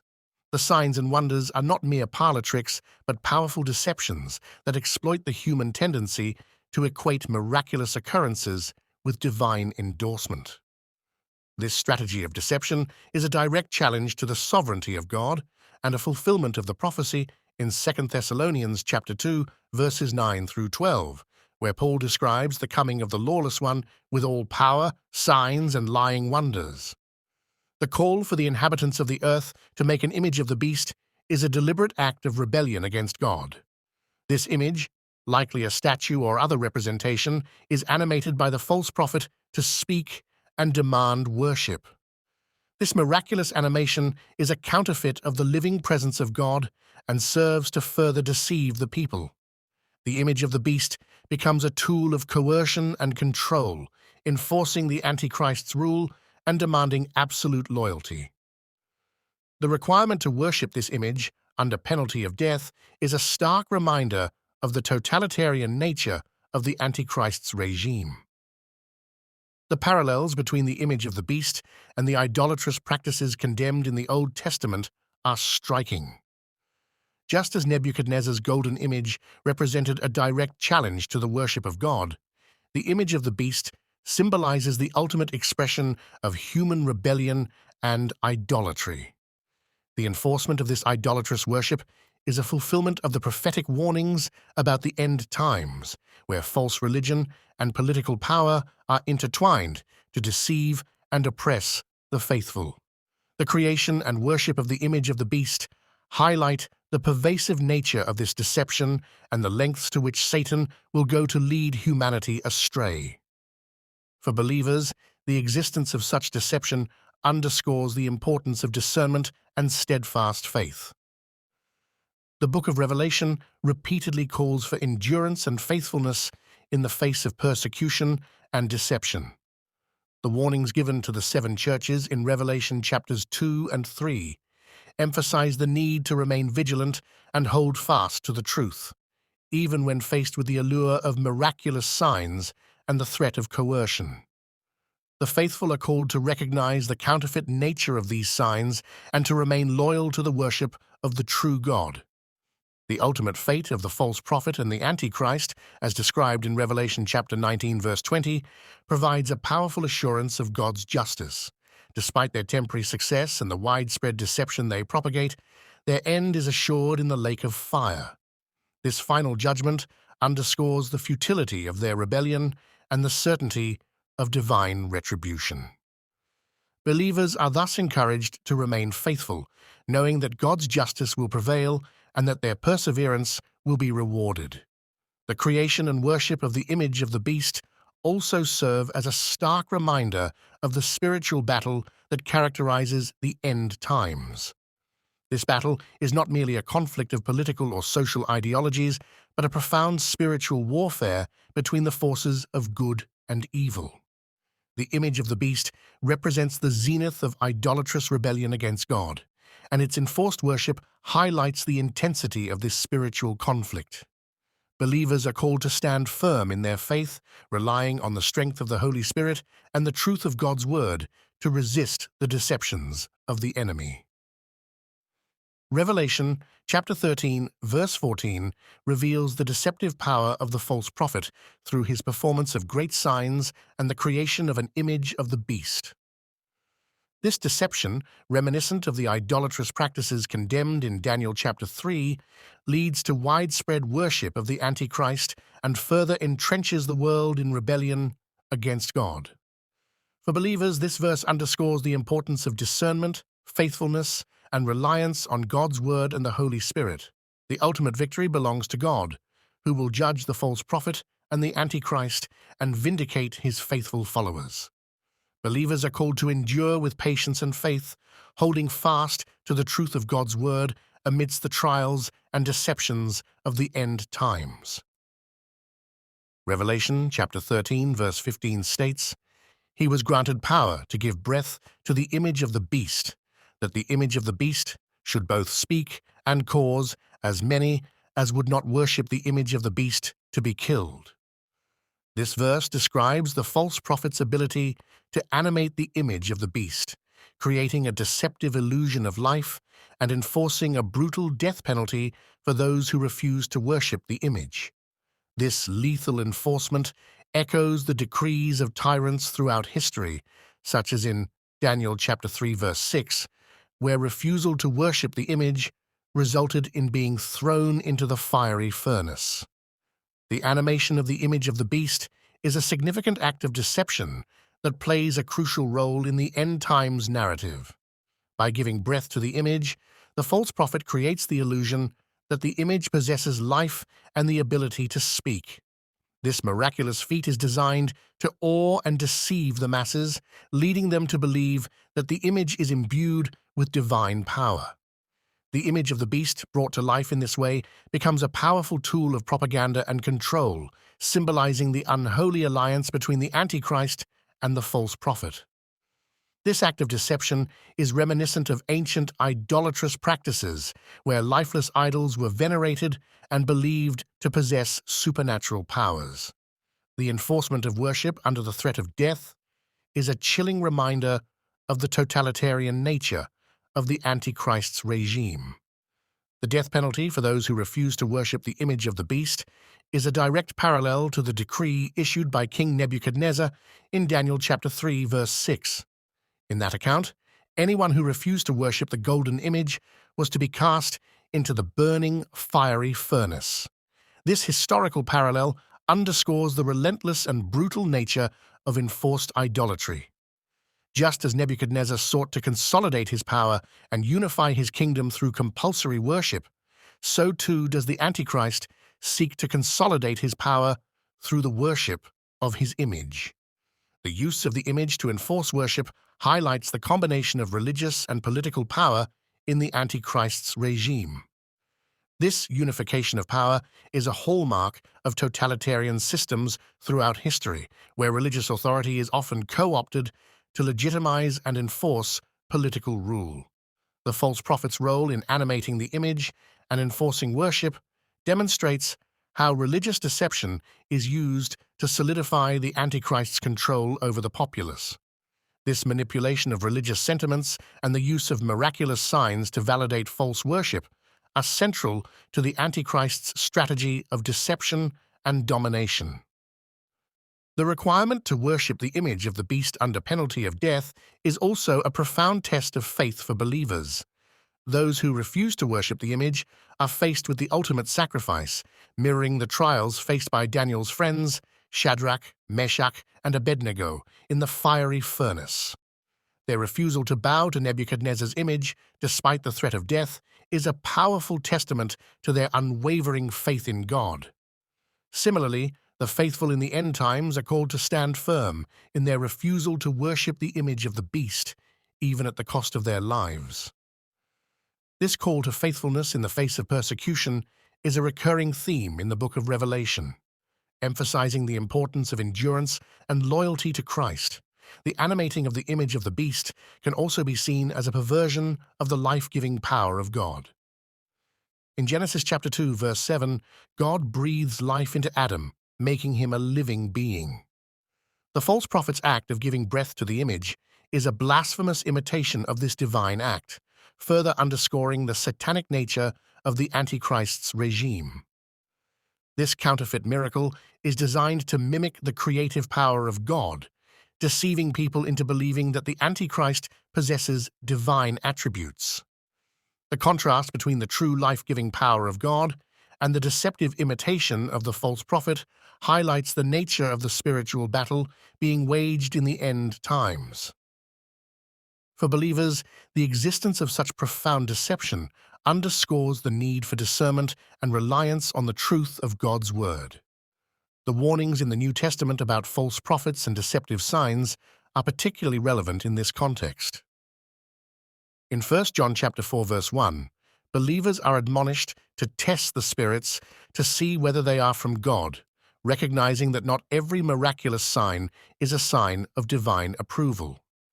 The ability to discern between true and false signs is essential for maintaining faith and avoiding deception. The use of the image of the beast and the enforcement of worship also serve as a stark reminder of the ultimate fate of those who align themselves with the Antichrist. Revelation chapter 14 verses 9 through 11 describes the dire consequences for those who worship the beast and receive his mark, stating that they will drink of the wine of the wrath of God and be tormented with fire and brimstone. This passage emphasizes the eternal consequences of idolatry and the importance of remaining faithful to God, even in the face of severe persecution. The ultimate defeat of the false prophet and the Antichrist is assured in Revelation chapter 19 verse 20, where they are captured and thrown alive into the lake of fire. This final judgment underscores the futility of their rebellion and the certainty of divine retribution. Despite their temporary success and the widespread deception they propagate, their end is assured. For believers, this serves as a powerful assurance of God's justice and the ultimate triumph of his kingdom. Revelation chapter 13 verse 15 reveals the profound deception and brutality of the false prophet, who animates the image of the beast and enforces worship under the threat of death. This act of deception is reminiscent of the idolatrous practices condemned in Daniel chapter 3 and serves to consolidate the Antichrist's power. The enforced worship of the image of the beast highlights the totalitarian nature of the Antichrist's regime and the profound test of faith faced by believers. The ultimate defeat of the false prophet and the Antichrist provides assurance of God's justice and the triumph of his kingdom. Believers are called to remain faithful and discerning, holding fast to the truth of God's word and the testimony of Jesus Christ amidst the trials and deceptions of the end times. Revelation chapter 13 verse 16, he causes all, both small and great, rich and poor, free and slave, to receive a mark on their right hand or on their foreheads. The imposition of the mark signifies total control and allegiance to the beast. This mark differentiates the followers of the beast from the faithful followers of Christ. The practice of marking individuals has historical parallels, such as in Ezekiel chapter 9 verse 4, where a mark distinguishes those who mourn over the abominations in Jerusalem. The mark of the beast is a critical element in the eschatological narrative. It represents a defining and divisive act, one that irrevocably separates the adherents of the Antichrist from those who remain faithful to Jesus Christ. The fact that this mark is imposed upon all, both small and great, rich and poor, free and slave, underscores the universality and comprehensiveness of the Antichrist's control. This coercive act extends across all social, economic, and demographic boundaries, leaving no one exempt from the demand to declare allegiance to the beast. The placement of the mark on the right hand or forehead is significant. The right hand is traditionally a symbol of action and strength, while the forehead represents thought and identity. By marking these specific parts of the body, the Antichrist's regime asserts control over both the actions and thoughts of individuals, effectively demanding total submission. This act of marking is not merely an external sign, but an indication of internal allegiance and identity. It is a pledge of loyalty to the beast and a rejection of the sovereignty of God. The historical and biblical precedent for marking individuals is well documented. In Ezekiel chapter 9 verse 4, God commands a man clothed in linen to put a mark on the foreheads of those who sigh and cry over all the abominations that are done within Jerusalem. This mark serves as a sign of protection and divine favor, distinguishing the righteous from the wicked who are destined for judgment. The mark of the beast, however, is a perversion of this concept, serving not as a sign of divine protection, but as a mark of damnation and allegiance to Satan. The concept of marking for allegiance also echoes the practice of branding slaves or soldiers in ancient times, marking them as property or loyal subjects of a particular master or ruler. By compelling everyone to receive this mark, the Antichrist is effectively branding humanity as his property, exerting control over their economic and social interactions. Revelation chapter 13, verse 17 states that no one can buy or sell except one who has the mark or the name of the beast or the number of his name. This economic coercion ensures that daily survival is contingent upon submission to the beast, creating a scenario where the refusal to receive the mark leads to social ostracism and economic destitution. The requirement to receive the mark presents a profound test of faith for believers during the Great Tribulation. Acceptance of the mark is tantamount to worshipping the beast and acknowledging his authority, directly contradicting the allegiance that belongs solely to Christ. Revelation chapter 14, verses 9 through 11, delivers a stark warning against receiving the mark, declaring that those who do will drink of the wine of the wrath of God, which is poured out full strength into the cup of his indignation, and will be tormented with fire and brimstone in the presence of the holy angels and in the presence of the Lamb. This passage emphasizes the eternal consequences of capitulating to the Antichrist demands and underscores the necessity for believers to remain steadfast in their faith even unto death. The distinction between those who receive the mark of the beast and those who remain faithful to Christ is further highlighted in Revelation chapter 20, verse 4. Here John sees the souls of those who had been beheaded for their witness to Jesus and for the word of God, who had not worshipped the beast or his image, and had not received his mark on their foreheads or on their hands. These martyrs are resurrected and reign with Christ for 1,000 years, illustrating the ultimate victory and reward for those who resist the Antichrist despite the severe persecution they endure. The mark of the beast is also a counterfeit of the seal of God placed on the foreheads of the 144,000 servants of God described in Revelation chapter 7, verses 3 through 4. This divine seal marks the faithful as belonging to God and offers them protection during the tribulations. The contrast between the mark of the beast and the seal of God highlights the spiritual battle between good and evil, between divine truth and satanic deception. It underscores the choice that every individual will face, to align with the Antichrist and face God's wrath, or to remain faithful to Christ and endure persecution but ultimately receive eternal life. The enforcement of the mark of the beast serves as a means of societal control, creating a unified system of governance under the Antichrist regime.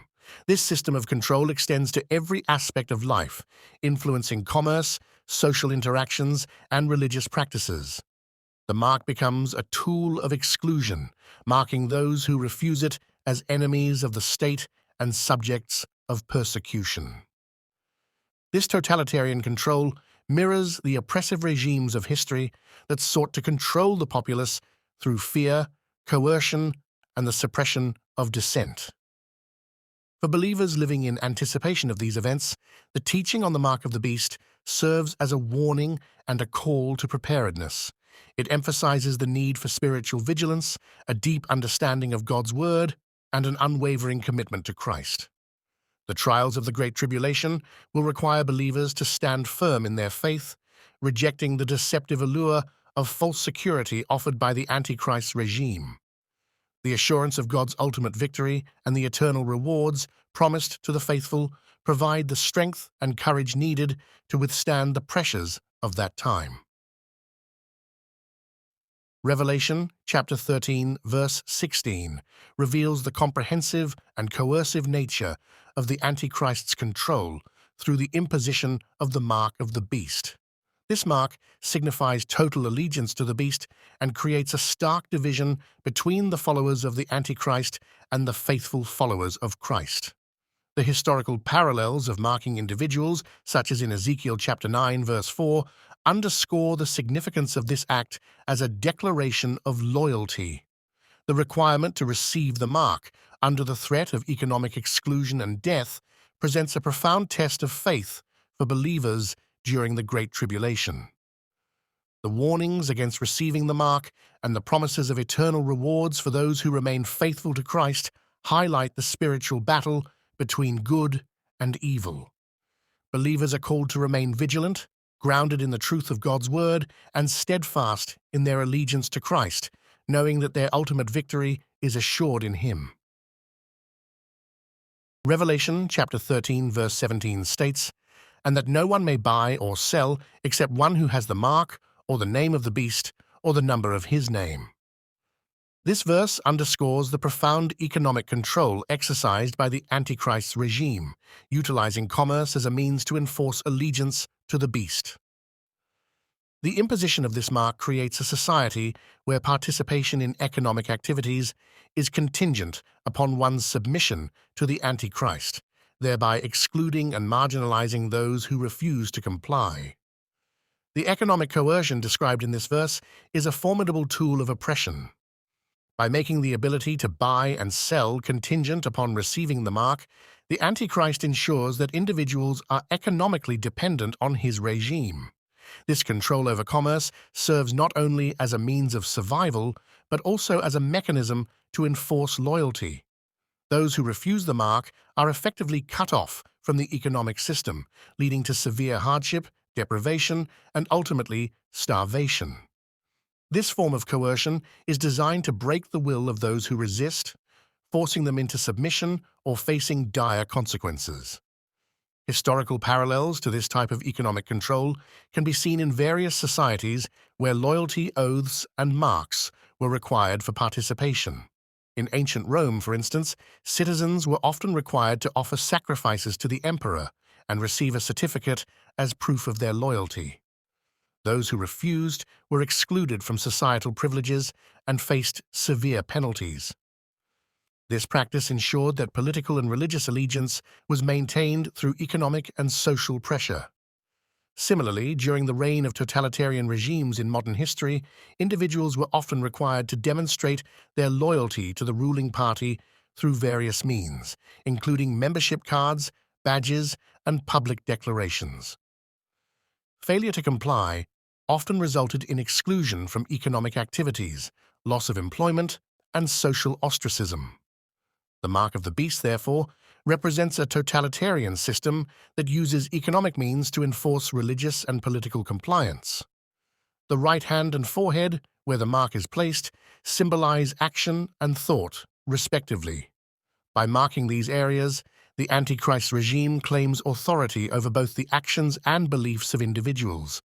This mark is not merely a physical sign, but a declaration of allegiance, indicating that the bearer has submitted to the authority of the beast and rejected the sovereignty of God. The enforcement of this mark also serves to identify and target those who remain faithful to Christ. Revelation chapter 13, verse 8 states that all who dwell on the earth will worship the beast, except those whose names are written in the book of life of the Lamb, slain from the foundation of the world. The faithful are thus distinguished by their refusal to receive the mark, setting them apart as targets for persecution. This persecution is not merely physical, but economic, as they are cut off from the means of survival in a society that demands allegiance to the beast.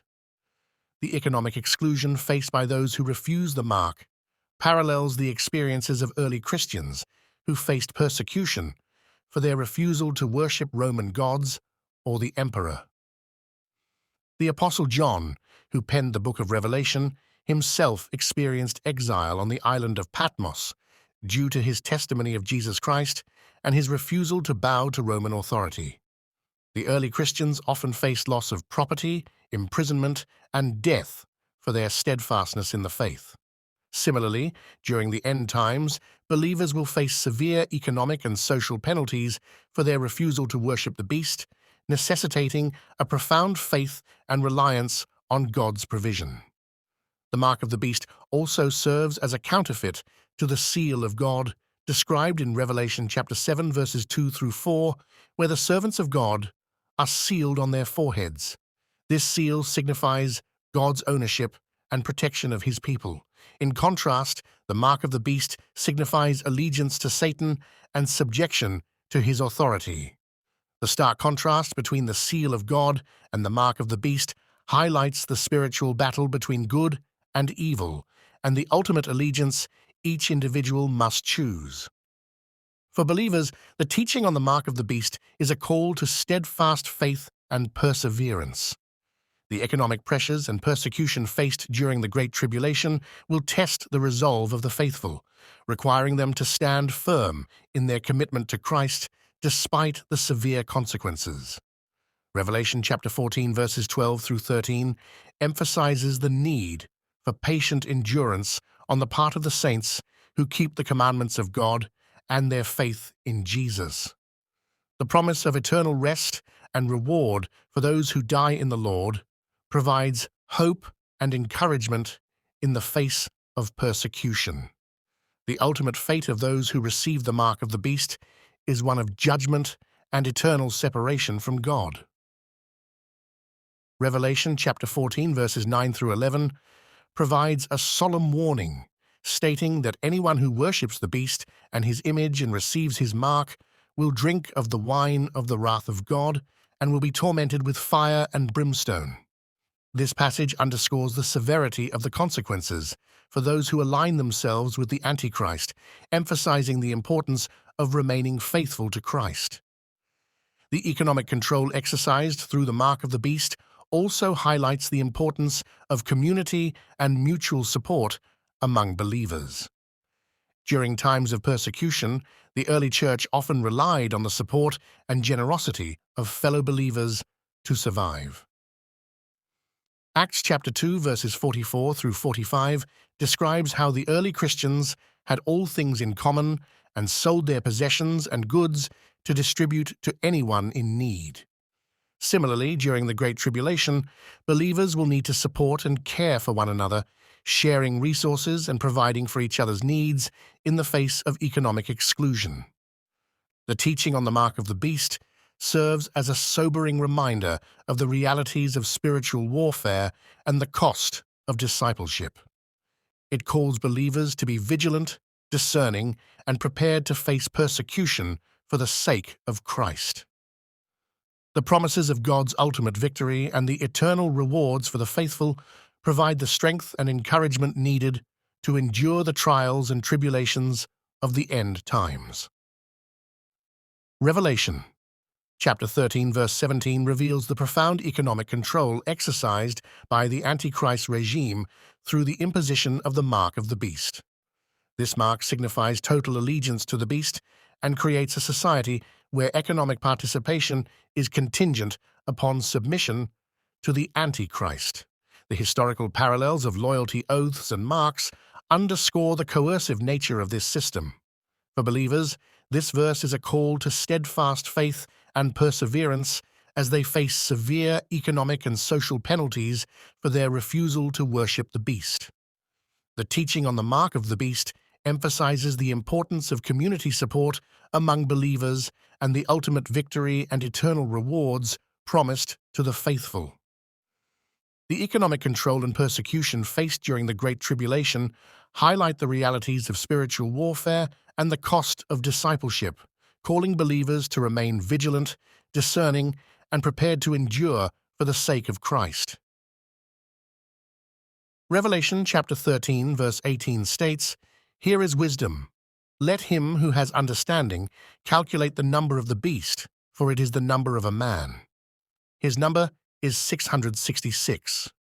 This verse challenges believers to exercise discernment and wisdom in understanding the significance of the number 666, which symbolizes imperfection and falls short of the divine completeness represented by the number 7. The identity of the beast is encapsulated in this number, calling for a deep, spiritual insight to comprehend its full meaning. The calculation of this number has been a subject of much speculation, with various interpretations based on gematria, the numerical value of letters in Hebrew and Greek alphabets. The use of the number 666 is significant in its symbolism.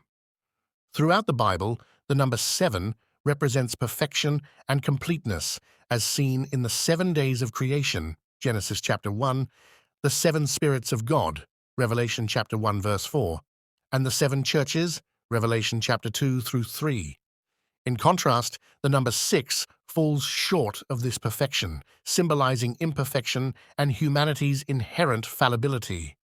By repeating the number 6 3 times, 666 emphasizes the ultimate imperfection and incompleteness of the beast. This number symbolizes the essence of human rebellion against God, encapsulating the flaws and shortcomings of a humanity that seeks to elevate itself against the divine order. The directive to calculate the number of the beast implies that there is a deeper meaning hidden within this number, accessible to those who possess spiritual wisdom and understanding. The phrase, "Here is wisdom," suggests that comprehending the significance of 666 requires more than just intellectual effort. It necessitates a God-given discernment. This is consistent with the biblical theme that true wisdom and understanding come from God. Proverbs chapter 9 verse 10 states, "The fear of the Lord is the beginning of wisdom, and the knowledge of the Holy One is understanding." Therefore, those who seek to understand the number 666 must do so with a reverent heart and a reliance on God's guidance. The practice of gematria, where letters are assigned numerical values, has been used by scholars and theologians to attempt to identify the beast. In the Hebrew and Greek alphabets, each letter has a corresponding numerical value. By calculating the total value of a name or phrase, some have sought to match it with the number 666. This method has led to numerous speculative interpretations throughout history, with some suggesting that historical figures such as Nero, various popes, or other political leaders fit the description. However, while gematria can offer intriguing possibilities, it is not definitive, and its speculative nature requires caution. The number 666 also serves as a stark contrast to the seal of God placed on the foreheads of the 144,000 faithful in Revelation chapter 7 verses 3 through 4. While the seal of God marks those who belong to him and are protected from divine wrath, the mark of the beast, represented by 666, signifies allegiance to Satan and subjection to his authority. This distinction highlights the spiritual battle between the forces of good and evil, and the ultimate choice each individual must make: to align with the divine or to succumb to the satanic. For believers, understanding the significance of 666 goes beyond identifying the Antichrist. It serves as a warning and a call to spiritual vigilance. The repeated emphasis on discernment and wisdom underscores the importance of being grounded in the truth of God's Word. Ephesians chapter 6 verse 12 reminds us that we do not wrestle against flesh and blood, but against principalities, against powers, against the rulers of the darkness of this age, against spiritual hosts of wickedness in the heavenly places. Therefore, the battle against the deception represented by the number 666 is a spiritual one, requiring the full armor of God. The identification of the beast and the meaning of 666 should also be viewed in the broader context of biblical prophecy. The book of Daniel provides critical insights into the characteristics and actions of the Antichrist, often referred to as the little horn in Daniel chapter 7 verses 8 through 25. This figure speaks pompous words against the Most High, persecutes the saints, and seeks to change times and law. The parallels between Daniel's description and the actions of the beast in Revelation reinforce the consistency of God's prophetic word and the certainty of its fulfillment. The warning about the number 666 and the identity of the beast also serves to prepare believers for the trials and persecutions that will accompany the reign of the Antichrist. Revelation chapter 14, verses 9 through 12, provides a dire warning for those who worship the beast and receive his mark, declaring that they will drink of the wine of the wrath of God and be tormented with fire and brimstone. This passage emphasizes the eternal consequences of aligning with the beast and serves as a call to perseverance and faithfulness for the saints. The ultimate victory over the beast and the vindication of the faithful are assured in Revelation chapter 19, verses 19 through 20, where the beast and the false prophet are captured and thrown alive into the lake of fire.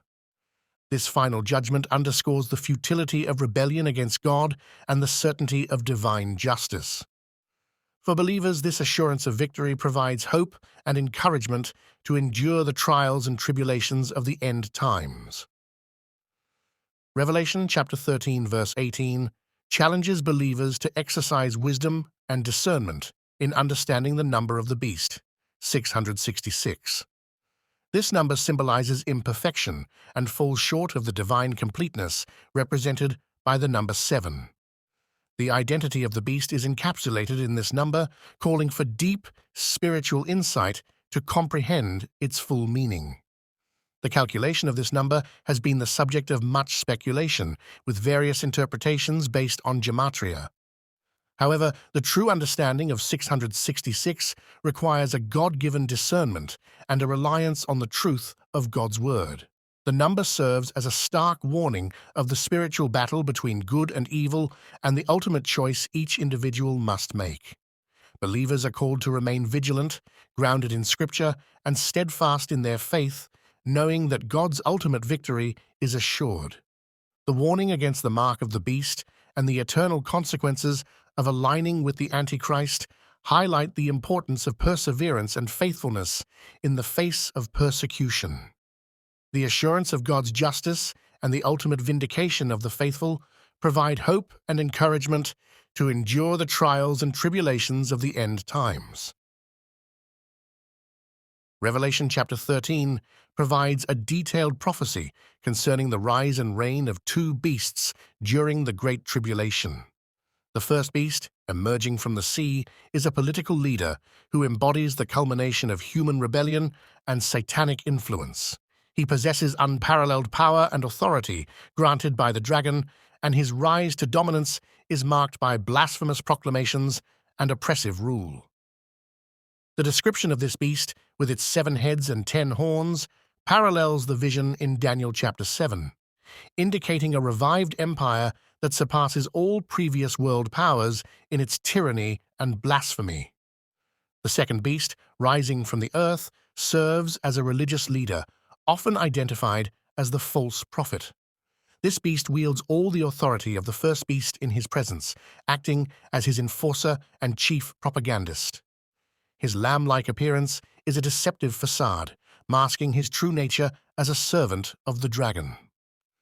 The false prophet performs great signs and wonders, including calling down fire from heaven to deceive those who dwell on the earth. This display of supernatural power lends credence to the first beast's claims of divinity and consolidates his rule through religious manipulation. The collaboration between these two beasts under the influence of Satan creates a comprehensive system of political and religious control. The false prophet directs the inhabitants of the earth to construct an image of the first beast, which he animates to speak and demand worship. Those who refuse to worship the image of the beast are subject to execution, echoing the tyrannical decrees of historical despots like Nebuchadnezzar in Daniel chapter 3. This enforced idolatry is a direct affront to the worship of the true God, symbolizing the ultimate rebellion against divine authority. The imposition of the mark of the beast on the right hand or forehead of every individual signifies total control and allegiance to the beast. This mark is a prerequisite for participation in the economic system, ensuring that no one may buy or sell without it. This form of economic coercion mirrors the loyalty oaths and marks required in ancient societies, such as in Rome, where citizens were compelled to demonstrate their allegiance to the emperor.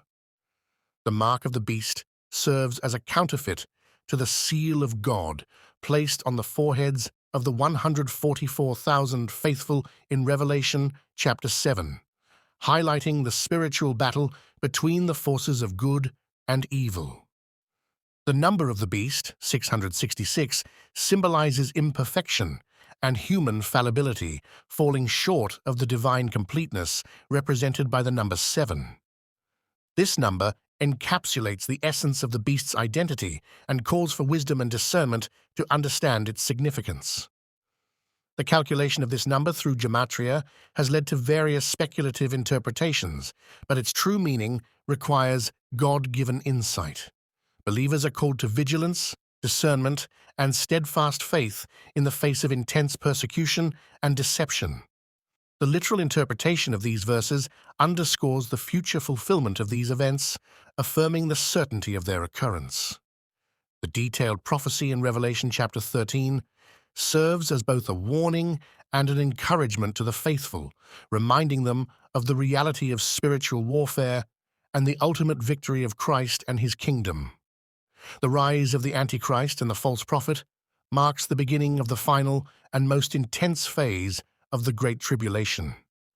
This period is characterized by unparalleled suffering, deception, and apostasy, testing the faith and endurance of believers. The warnings in Revelation, chapters 2 and 3 to the 7 churches, emphasize the need for perseverance, faithfulness, and vigilance. The call to hear what the Spirit says to the churches is a reminder to remain grounded in the truth of God's Word and to rely on the Holy Spirit for guidance and strength. The ultimate defeat of the Antichrist and the false prophet is assured. Revelation chapter 19, verses 19 through 20, describes their capture and consignment to the lake of fire, where they will be tormented forever. This final judgment underscores the futility of their rebellion and the certainty of God's justice. The triumph of Christ and the establishment of his millennial kingdom provide hope and encouragement to believers, affirming that their faith and endurance will be rewarded.